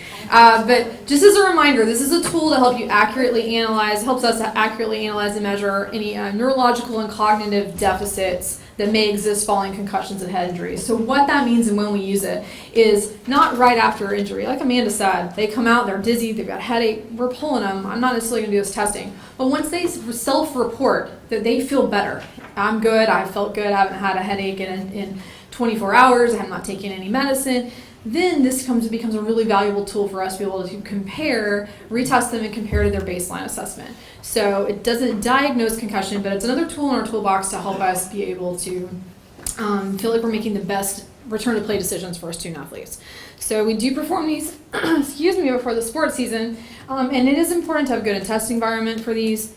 We want to have that reproducible environment. This year, I am excited to say we are completing these in June. So all of our baseline testing is going to be done in June. So I know we've worked with a lot of you guys to try to get the roster, the report of who actually attended that with us, and we are going to be able to kind of get those out earlier in July this year. So look forward to that coming. If you do, just hopefully this is just a reminder, like you said, y'all have this, but these are your middle school times here in your testing sites. For the most part, other than Dustin and Baker, I guess, your site is at a high school those days. And as a reminder, if anybody misses their site, I'm going to go ahead and flip to the high school. The high schools will have middle schools, designated like we just talked about. Your student athletes can come to any of the other testing sites in the 11 o'clock time window as a visitor. That's what we call them. So as long as they have the form with them. And Kathleen, I guess this is more of a question for the coaches that if your student goes to one of these events and they're doing that CX3 logics, that's their baseline test, we count that, it's good for 2 years. Or if they miss this, they have to do the impact test. Everybody understands that? So my question is, if they have 4 students that ran cross country, but they took your test, how do they get that information? And that's where we'll compile a roster at the end of we wait till the end of baseline testing. So that way, if they do come in the visitors' time slots, we've got that, and everyone gets included. They get sorted no matter which site they come to. So we do encourage them if you're coming from Rockwell to a different school, and they can even go. I didn't put them in here, but we're testing in Escarosa area as well. They can come to those if they want to make a trip to the beach, and that's more convenient. So any of them they're open to. We have the whole calendar we can get you, and we will get that report compiled and sent to the athletic directors, who will then distribute it out. So if you've got a specific question about a particular athlete or need to know, did they have it done, they can always test annually. It is okay for them to test annually, especially in middle school. They've got growing brains, growing minds, growing bodies. We want to make sure that we've got an accurate, valid test. We don't want to test any more frequently than annually. It is valid for 2 years, though. So if you've got a question and someone doesn't want to repeat it, then definitely reach out. We can check that. Our whole team should be able to check with that. Sometimes they have issues if they don't show up. We'll figure that out case by case. But just reach out if you got questions. I know we've done that in the past, so this is definitely something we can do. They do need a consent form, as we mentioned, and then, if possible, we'd love to have a coach present during your school's or time slot. So it just kind of helps us with crowd control, crowd management. Your student athletes fear you guys in a good way, a little more than they do us sometimes. Can you go back to the prior slide on the dates? That one? Thank you. Yeah, absolutely. Absolutely. C3 last year, that's not a change. Was it good for a year from last year, or is it 2 years from last 2 year? years. So we can change that. Impact's valid for 2 years, C3 is valid for 2 years, and then, right, That was 1 year. absolutely. That expiration date on C3 originally. So Yep, we can change those that are expiring. absolutely, yep. 2 years. And if, like I said, you got questions, let us know on that. We'll definitely help you with that, okay? I'm blazing through my notes. Something else that, like Amanda mentioned, I do want to mention to you guys, CPR and AED training is something that we obviously hope you got from our message today. I think is important. We want to equip you with that knowledge of what to do if an emergency were to occur. And it might not be just your student athletes. It can be a fan. It can be someone in your family. You never know. So we'll certainly, if you're interested in that, let us know. We'll work with Brian, work with everybody, put something together. We were so proud to have been able to provide the training last year to the kind of first groups of Okaloosa coaches. We had over 40, so that was great. Did anybody here participate in that? Yeah, back of the room. All right, good. Thank you guys. I hope you felt more prepared and confident for that. So. Something we can definitely offer. 2 more things real quick. You have flyers on both of these. The Coaches Clinic for 2019. This is a new item we're rolling out. This is a single page flyer in there behind Dr. Brothers' flyer. Friday, June 28th from 8:30 to 12:30. This is something that is going to be a free clinic. We're really excited. You can see the learning objectives up there and on your sheet. But they're talking about lifting techniques, movement-based approach to training, injury prevention, key principles of human performance. This is with Exos as a performance training. When you hear about the guys who come and train with us for the combine and getting ready for all that, this is where they do it. This is the picture of the gym. It's a great facility, cool equipment. Love wandering over there. And but this is just something we would like you to RSVP, but this is just for coaches. This is what we've designed it for. All coaches, not just football. Everybody can get something out of this, and this is just a great thing. If you got more questions, let us know, and you've got the info on the flyer with the RSVP. And lastly, kind of hot off the press, this is something that we're releasing, this lower extremity conditioning program that's just a resource for you, and the purpose of which is designed to strengthen the core and lower extremity muscles when they are weakened have been found to contribute to lower extremity injuries. So hopefully this helps to prevent and reduce the risk of. We never really want to say anything can fully prevent because we all know things happen. But with proper lower extremity conditioning, you definitely have a decrease in risk for knee, ankle, hip issues, things like that. So this is the exterior of your packet, I guess. It has a bunch of pictures. Different exercises. This is really just meant to be a supplement to what you're already doing. And this is just the basis of it, the beginning of it. There's definitely other ideas and things we can do. We tried to pick and design these using other research-based evidence that is very low equipment so that you're not having to invest in a whole lot of equipment, maybe some mini bands. I think those are always good to have on hand and you may already have. So just something that as you look through these, the athletic trainers can definitely act as a resource on these as well, but it's just something that we've been excited to present and roll out. The counties have been asking for a while for some additional resources, and we want to, hopefully, we love taking care of the injuries, but if we can prevent them, that's still a good day for us all. So, overall, I just want to thank you for your attention and your time. Thank you for allowing us to care for your student athletes and your communities. It's something that is really important to us, and we take very seriously. We're excited to be coming to your area. And any way we can help you, I know we've said it several times, but please don't hesitate to reach out to any of us. We're all glad to do so. Thank you, guys.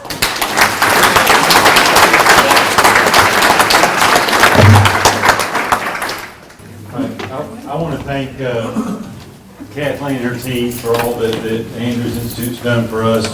They're a great resource in our district, even though they're not, they're placed at our high schools, but they're accessible for you guys year round. So they're a great resource. If you've got injuries, reach out to them and they'll help you any way they can help you, I'm sure. There's a couple of things when we were going over I wanted to address. Is, this chart that we've adopted.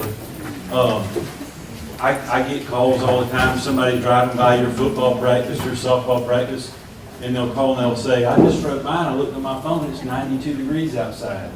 So just information-wise, share with everyone, this is a wet bulb globe reading, and it's what the gold standard is for athletic services, is that it's not the temperature that's outside. We all have wet bulb globes, and your school has them as well, your athletic director has them.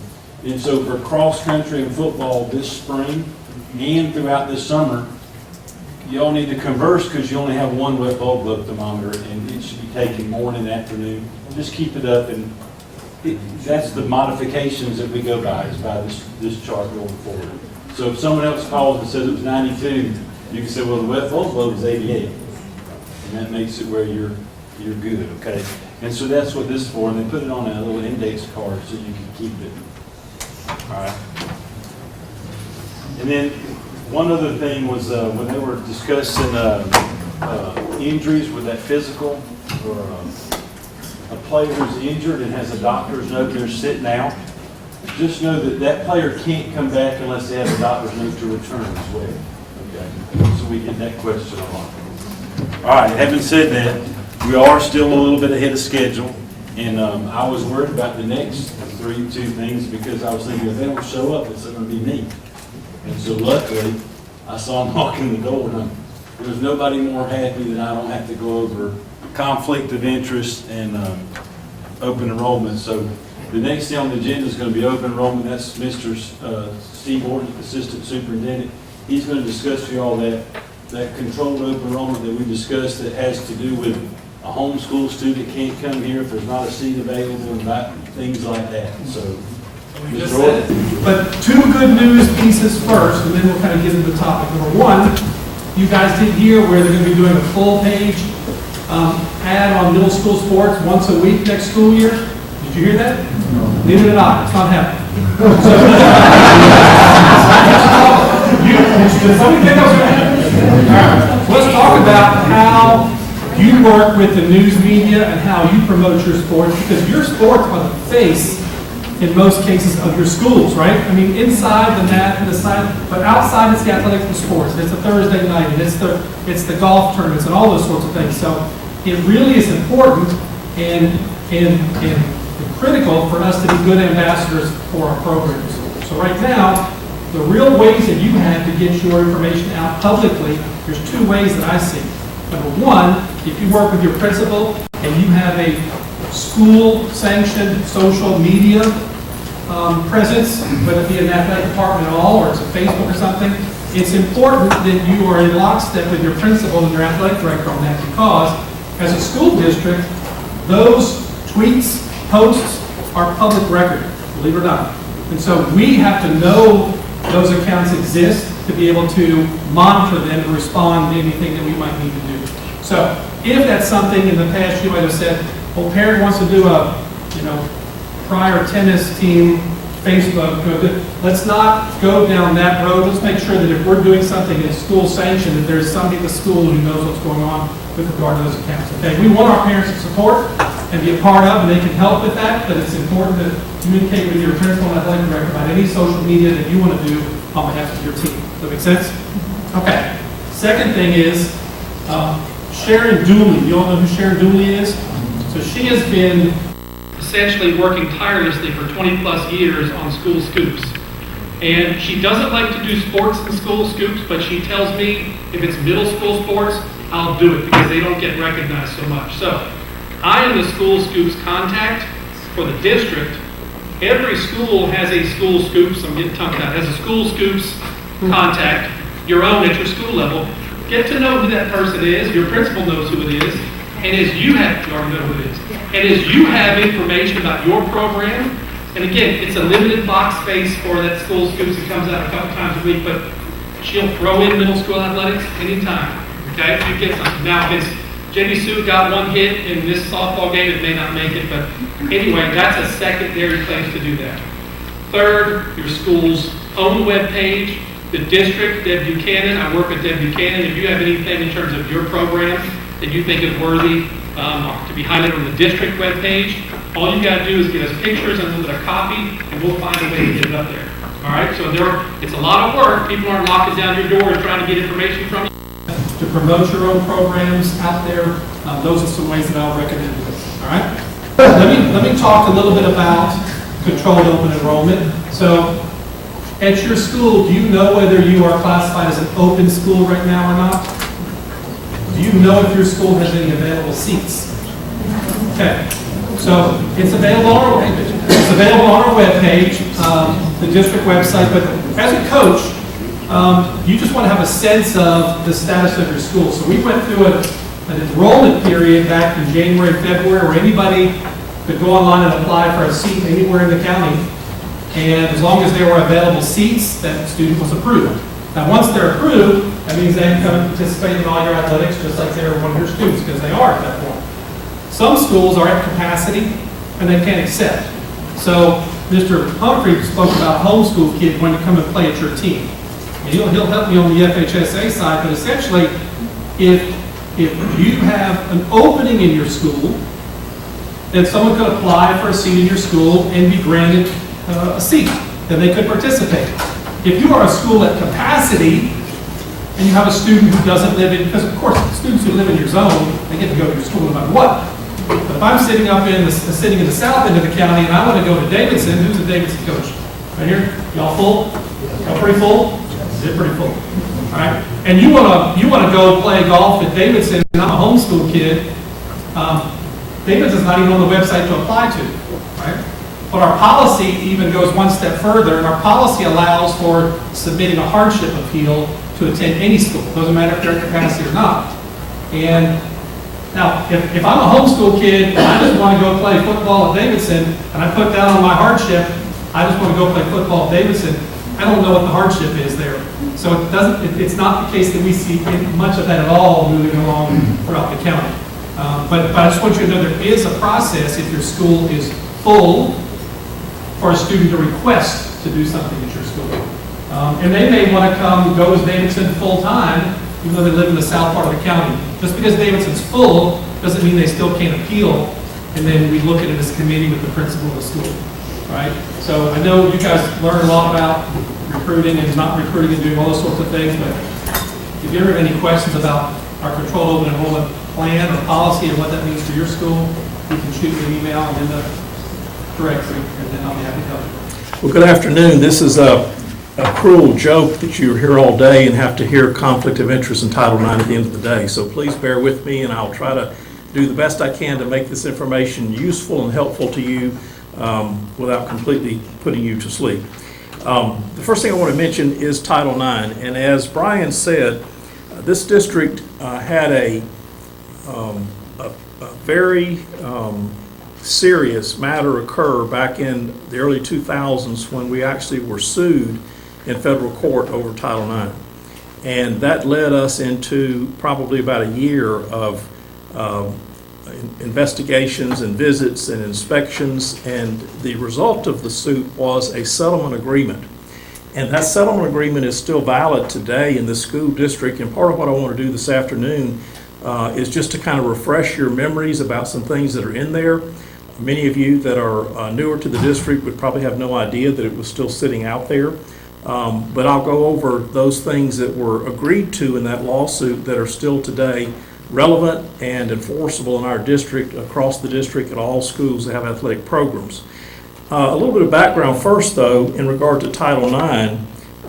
In June of 1972, President Nixon signed into law Title IX of the Education Amendments of 1972. Title IX is a comprehensive federal law that has removed many barriers that once existed that prevented people on the basis of sex from participating in educational opportunities and careers of choice.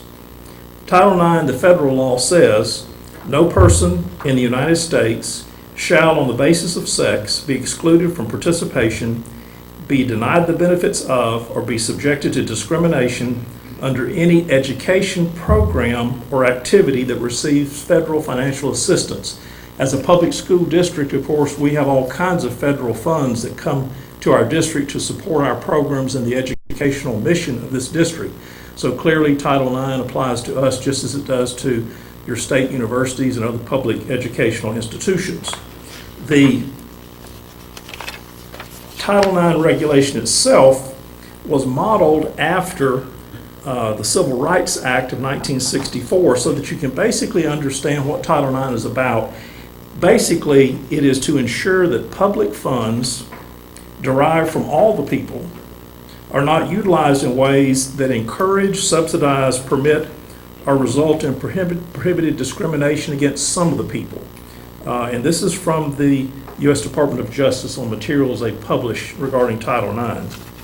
Now, in regard to Title IX, there are a number of sections that it deals with across all kind of educational programming. The one we're interested in today is athletics. So in regard to athletics, the Justice Department adopted regulations under the law, and in the athletic area, the department's Title IX regulations prohibit sex discrimination in interscholastic, intercollegiate, club, or intramural athletics offered by recipient institutions, such as this district that receives federal money. The three elements that it prohibits discrimination in are student interest and abilities, athletic benefits and opportunities, and athletic financial assistance. Now, the third one obviously doesn't have any bearing on us as a K-12 public system, but the first two are very much important to what we do each day in both our middle school and high school athletic programs. So in regard to the first element, student interest and abilities, the Department of Education has a division called the Office of Civil Rights. So if we ever have an issue with Title IX, that's who's coming to visit and knocking on our door are the folks from the Office of Civil Rights. They use a three-pronged test to determine whether a school is providing non-discriminatory athletic participation opportunities in compliance with Title IX. And what a school has to show, in this case it would be a school district like us, you can meet any one of these tests, and if so, then they will determine that you're in compliance. The first one is whether participation opportunities for male and female students are provided in numbers that are substantially proportionate to the respective enrollment, say, of your school. That's one test. If you can't meet that test, the second test is where members of one sex have been and are underrepresented among athletes, whether the institution can show a history and continuing practice of program expansion which is demonstrably responsive to the developing interests and abilities of the members of that sex. So can you show that you have consistently and historically added more programs and done things to encourage an underrepresented sex group to be participating? Or third, where members of one sex are underrepresented among athletes and the institution cannot show a history and continuing practice of program expansion, whether the institution can show that the interests and abilities of a member of that sex have been fully and effectively accommodated by the present program. And so the goal of the regulation is, number one, to ensure that there is no discrimination in the offering of programs. And by using the three-pronged test, they're trying to give schools and districts some flexibility in the way in which you design your programs and the offerings you make. Now, I will tell you that in Okaloosa County, historically, we probably offer more opportunities and more wide ranges for athletes than many school districts anywhere in the state of Florida. And that's very good for us from a Title IX perspective, because the greater number of opportunities, then hopefully the greater number of athletes of both male and female sex will be playing. And so these offerings are really important to us in being in compliance with Title IX. Now, the second element of the regulations deals with the athletic benefits and opportunities. And some of this is what we saw in our Title IX litigation many years ago, and I'll go over that in just a second. The Department's regulation in this regard checks to see if we're providing equal athletic opportunity for members of both sexes. Now, this does not mean exactly the same services or equipment, but it does mean that male and female athletes must receive equal treatment overall in our athletic programs. In determining whether a school is providing equal opportunity in athletics, the regulations require for the department to consider, among other things, these factors: the provision of equipment and supplies, scheduling of games and practices, travel and per diem allowances, opportunity for coaching and academic tutoring, assignment and compensation of coaches and tutors, provisions of locker rooms and practice and competitive facilities, provisions of medical and training facilities and services, publicity, recruitment, and support services. Now, one thing I will explain is that the department realizes, for instance, with uniforms, under this category of equipment, they realize that uniforms may cost different amounts depending upon the complexity of their design and functional use. And so there's not a requirement that we spend exactly the same amount, for instance, on a football uniform that you would on, say, a basketball uniform or a swimsuit for a swim team. However, what the school cannot do is provide high-quality uniforms for one team and low-quality uniforms for another. The issue is not that they have to cost the same. The issue is to balance the quality of what you're doing and the quantity.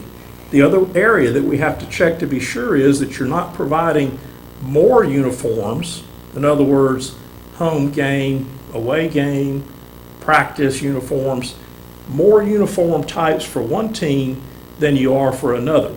And so what I want to do is review for you the relevant parts of the settlement agreement that we still need to be following in the Okaloosa School District today. And what I would say is that, I'm hopeful that your principal and your athletic director are monitoring these things, and if not, I would encourage them to do that. I think it's good annually just to kind of double check your facilities and your programs, all of your teams school-wide, just to be sure we're in compliance. The first thing we agreed to do in that suit was to maintain a system of sport-by-sport accounting for revenues and expenditures. And these are accounted for in your school internal accounts for each male and female sport in accordance with accounting guidelines of the state of Florida Red Book. That was just so that we had a good record of what's being spent and what's coming into these various teams. And so that's, I'm sure, being done by your office staff. Secondly, in the area of uniforms, and I will tell you that I was surprised at the detail that the investigators went into when they came to look at this issue of uniforms. I remember what we did was set up a day at the Choctaw High School gym, and we had schools from all over the district send down their samples from various teams they had.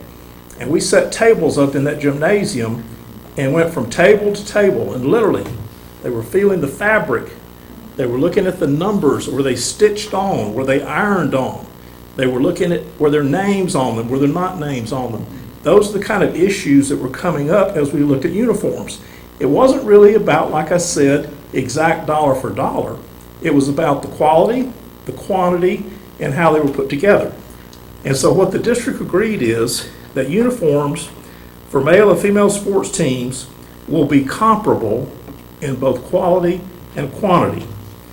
Uniforms for a team of one gender shall not be replaced on a more frequent basis than uniforms for a team of the other gender for the same sport. These limitations on uniform replacements are not intended to interfere with any such replacement necessitated by issues of safety or wear and tear, which replacement is subject to a team coach's final determination.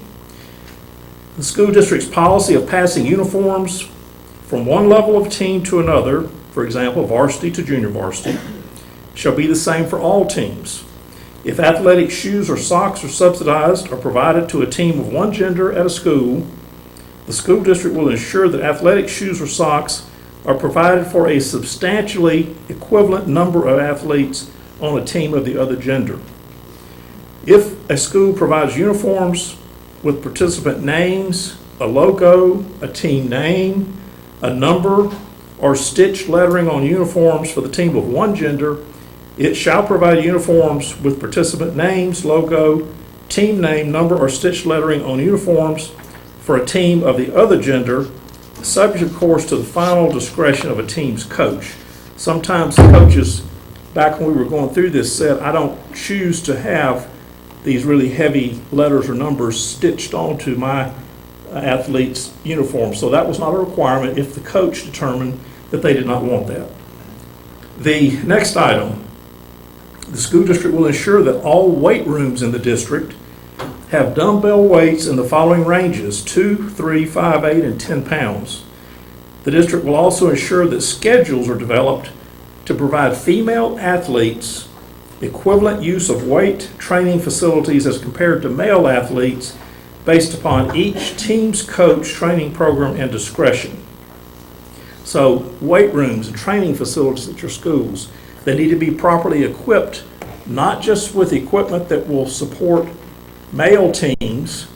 They need to be equipped with equipment that will also support your female athletes. And then the scheduling of those facilities is very important. There needs to be a fair and equal scheduling made available. The next item was meals. The district will ensure that if pre-game meals are provided to any male athletes, except if they're provided at private homes or elsewhere when funded by the athletes' families, meals of substantially equivalent quality and frequency are to be provided to a similar number of female athletes. And the school district will ensure that at any school where on-campus facilities are made available to athletes, families, or guardians to feed a team, that practice will be gender neutral. So if you, at your school, provide the cafeteria for pregame meals for football, you need to be sure if there's a female team that wants to have pregame meals, they can have the same use of the same facilities. The next item dealt with our baseball and softball fields. Now this was interesting to me because literally as everybody was going around the district developing this list, we were looking at baseball fields and softball fields, and we were looking at things like, is there a flagpole at each field? Are there bleachers available at each field? Do both fields have access to concession stands? If there are windscreens on outfield fences, are they on both baseball and softball fields? If you have those protective barriers along the top of your fencing, do you have it on both baseball and softball fields? If you have got an outfield distance marker up, do you have that for both baseball and softball? And so the agreement was there were so many components to these type fields that our agreement simply was that we would ensure that softball fields and baseball fields were maintained on an equivalent basis. Because also what we saw was that in some areas, the baseball field had this beautiful golf course, pristine grass, and the softball field might not have had any if the coach wanted it. And so both the maintenance of the fields and then how they're equipped is very important. And so you need to be sure at your school that those things are checked into. The other thing we dealt with was advertising on your fences. So we agreed that we would have a policy of ensuring that all softball teams would be allowed to solicit and display advertising in accordance with the school board's advertising policies on the perimeter fencing of their field. We would go to some schools and we'd see the baseball team, their field was loaded with ads all around the outfield. And then we'd look over to a softball field and there was no advertising anywhere. Of course, that has a direct impact on revenue for those teams. So this just simply says, not that you have to go do it, but that the softball teams have to be given the ability to do the advertising and put that up on their fields. The next item dealt with bleachers and simply said that we would ensure that bleachers would be available at each softball field in the district, adequate to seat their spectators, and such seating could be accommodated by portable bleachers which the district can move and relocate in off-season times.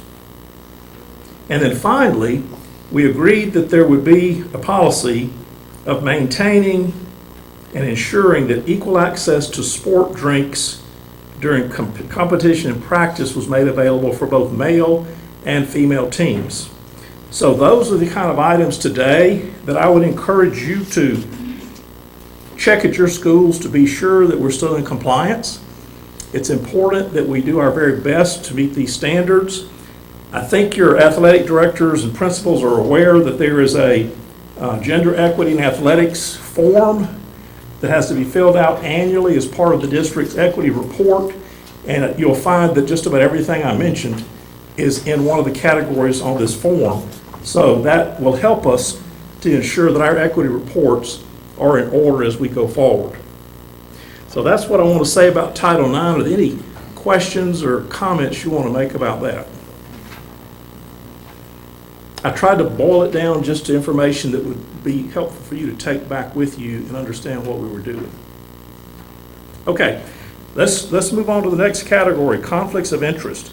The reason that we give you this information is, number one, primarily we're trying to help all of you as coaches stay out of trouble.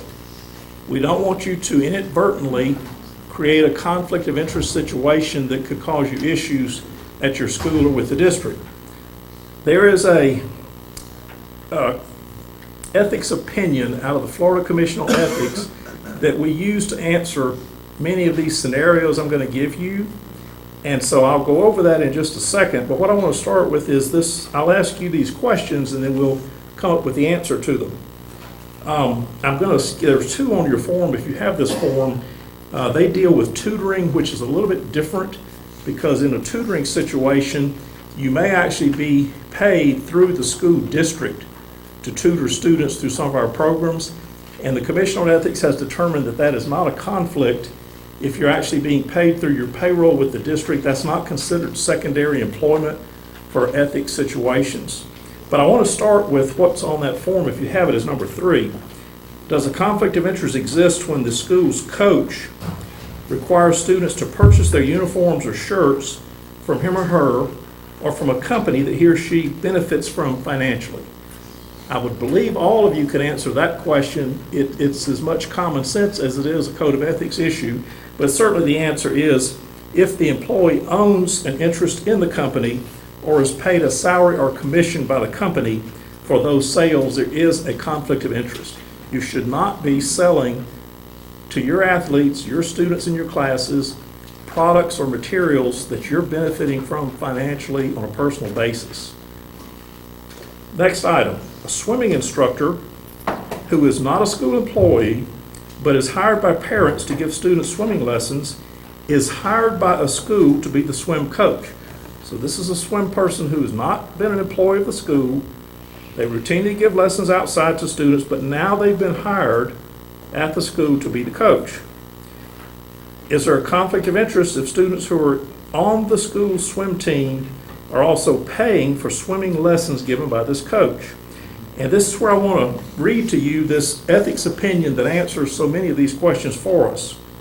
The quote out of the opinion that's important says, "A public school teacher or coach is not prohibited from privately tutoring or providing supplemental instruction to public school students or from offering private summer programs to students," and this is very important, "provided that the students that are tutored or instructed or offered the programs are not students in or on the teachers or coaches' classes, part of group instruction, going through a sports tryout, or on a sports team at the time of the tutoring or instruction or at the time of the offer of the program." The last part is what people have such a difficult time understanding. And so in this situation, you have to look at this swimming instructor and think about that. The moment they were hired by the school, they became an employee of the school. So that if they're now coaching the swim team, they cannot be also at the same time being paid outside of their supplemented job at the district to give private swim lessons. If you think that through, it really is an issue of common sense. What the Commission on Ethics has said is that we do not want a person in a position of influence over students being able to benefit personally and financially from their outside employment. So, if you think it through, if you're the swim team coach and you call the team together and say, "It'd really be good for all of you to take my private lessons outside of our swim team," do you think that might influence and have an effect on some of those kids that think, wow, if I want to be in the starting group, I better go take these private lessons. I got to go tell my mom or dad to pay for this. And so that's the whole concept we're trying to help you stay out of, is not using your influence, even if you're not thinking about it, but that potential for you influencing a student, athlete, to believe that they need to pay you for outside tutoring, lessons, travel team experience. If they think they have to pay you to stay on the team or to be a starter on the team, that's what we're trying to avoid, and that's what the Commission on Ethics has said is a problem if you do that. So when you go to the next scenario, a school's volleyball coach is not an employee at the school except for volleyball. And that's a position they hold and perform after the school day. Is there a conflict of interest if he or she invites the school's volleyball players to play on his or her traveling club, which students must pay to be a part of, if the seasons do not overlap at the same time? Okay, so we've said that it's not automatically prohibited for you to offer that kind of thing, but the question is this: when are you making the offer? When are you marketing the travel team? If this volleyball coach is signing and recruiting these players up for their travel team during the volleyball season, even if the travel season doesn't start until volleyball is over, there is a prohibited conflict. Because remember what we read in that opinion, it's not just not be on your team at the time you're tutoring or teaching, it's not be on your team at the time of the offer. And that's where people trip up. They start passing out flyers and brochures to their team before the season's over, and they say, well, we're not going to do this until later, so it can't be a conflict. Well, you're still coaching, they're still on the team, you present this opportunity to them that's going to cost something, and that issue of potential pressure and influence is there. So in that situation, that volleyball coach can't make that offer during the season. Now, once the season has completely ended, we see here the volleyball coach is not on the faculty of the school, so they don't have any students in class. Then I believe the volleyball coach could have some of those students on a travel team as long as they've met these standards of not making the offer during the season, not making it a requirement to be on the volleyball team. That would probably work.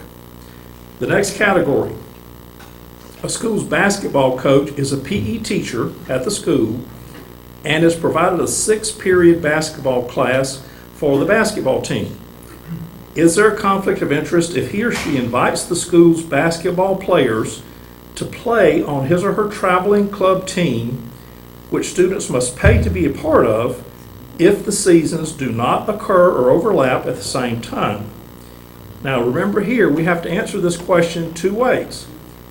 This is a teacher at the school who is also the basketball coach. So we first have to answer it as the teacher. Are these kids in the classes this teacher's teaching? Secondly, we have to answer it as the basketball coach. Is the basketball season still underway when they decide they're going to market and recruit for this travel team? So obviously, if kids on that basketball team are all in that 6-period class, then the teacher cannot market that travel team as long as school is in session and those kids are in that class. Secondly, the coach can't market that travel team as long as basketball season is still underway. Now, if school is out, classes are over, the basketball season has ended, then I think the coach would be able to have some of them on a travel team, even for compensation. But it's a very, very careful ledge that you have to be careful with if you're going to do that.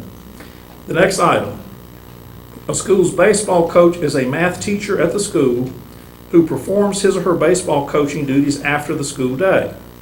Is there a conflict of interest if he or she invites the school baseball players to play on his traveling club team, which students must pay to be a part of, if the seasons do not occur at the same time? It's really the same thing with that basketball coach. You have to analyze it both as the classroom teacher in this case of math.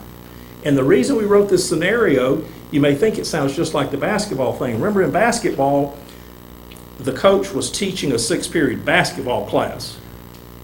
Well, some people would believe that because this coach is teaching a math class, which has nothing to do with baseball necessarily, that it's different, but it's not. These students are still students of that coach in a classroom. It doesn't matter if it's math, history, English, or anything else. If they're students in the coach's academic class, then the coach cannot be offering or marketing some type of outside travel program or mentoring program related to the athletics. That's not allowed. And then finally, a school's basketball coach tells his or her players at the end of the season that it's important for them to maintain and continue to improve their skills. The coach went on to say that he or she expected all the players to sign up to play on his or her traveling club team. The fee to play would only be $100 a month. Okay, you have to answer this question in several ways. We've got a basketball coach who now we know, if it's during the season, cannot be recruiting and signing up travel team players. That's a conflict of interest. More importantly, do you see what else this coach has done? The coach has said, I really want you to keep your skills up over the summer. And the best way to do that is to come be on my travel team. And it's going to cost you $100 a month. Now, if you're a student who's thinking, you know, I want to play basketball next year, I hope to make the team again. Do you think you're going to go home and tell your mom and dad, we've got to go sign up for this travel team, and I'm sorry it's going to be $100 a month, but the coach says I've got to be there, and I want to be on that team next year? This is a different kind of conflict and ethical problem. Not only do we have a potential breach of ethics for soliciting the players while we're still in season, but more importantly, it's an entirely different ethics problem if you use your position to put that kind of pressure on a student, making them believe that they've got to spend money with you personally for some gain at that school. That's an entirely different problem, a very serious problem. So I hope that by seeing these examples, you will at least be alert to the fact that we want you to stay out of trouble. We don't want you to slip into things because you didn't really understand. And that's why we wrote these hypotheticals with some slight differences so you would realize how they apply to you during the day, whether you're teaching, whether you're a coach just coming in for supplemental duty in the afternoons. The code of ethics applies to all of you in those roles. And please keep that in mind as you make any kind of decisions if you do have summer camps, if you do have travel teams, if you offer private lessons. If you have any issues, please go to your athletic director. Let them know of the issue, and they will contact Brian Humphrey's office, or the principal will contact Mr. Humphrey, and we'll discuss it and we'll get you an answer. We want to help you. We want to help you answer the question on the front end. We're not trying to block you from something you can legally do, but we are trying to help you not make a big mistake that could affect your career. Thank you very much.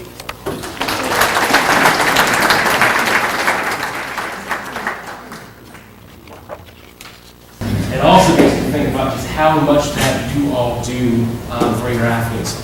And there is so much time, so much effort that you put into your sport, and it makes a huge difference. And I know at 2:33, sometimes when people talk, you're like, oh, I want to get out of here. I want to go home. But I am going to say this because I have 2 more minutes.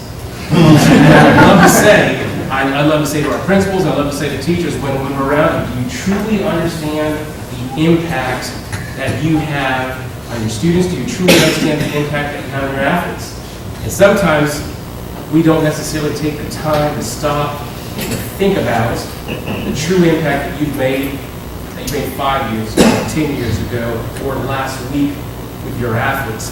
And especially at the middle school level, we used to always say over at Pryor when I was there, every kid needs at least one adult that they can relate to. They need at least one adult at the middle school level. For the kid who might go off track, they need at least one. And for many of those, that one is the coach. The coach who makes a difference in their lives. And I hope that's something that you never take to heart And you know, some of you, you've been in this 5 years, 10 years, 20 or 30 years. I hope you never lose the sight of the difference that you make in the lives of your athletes. And you know it's true when they come back to you years later and they tell you thank you. So I also want to tell you thank you for what you do. It's very much appreciated.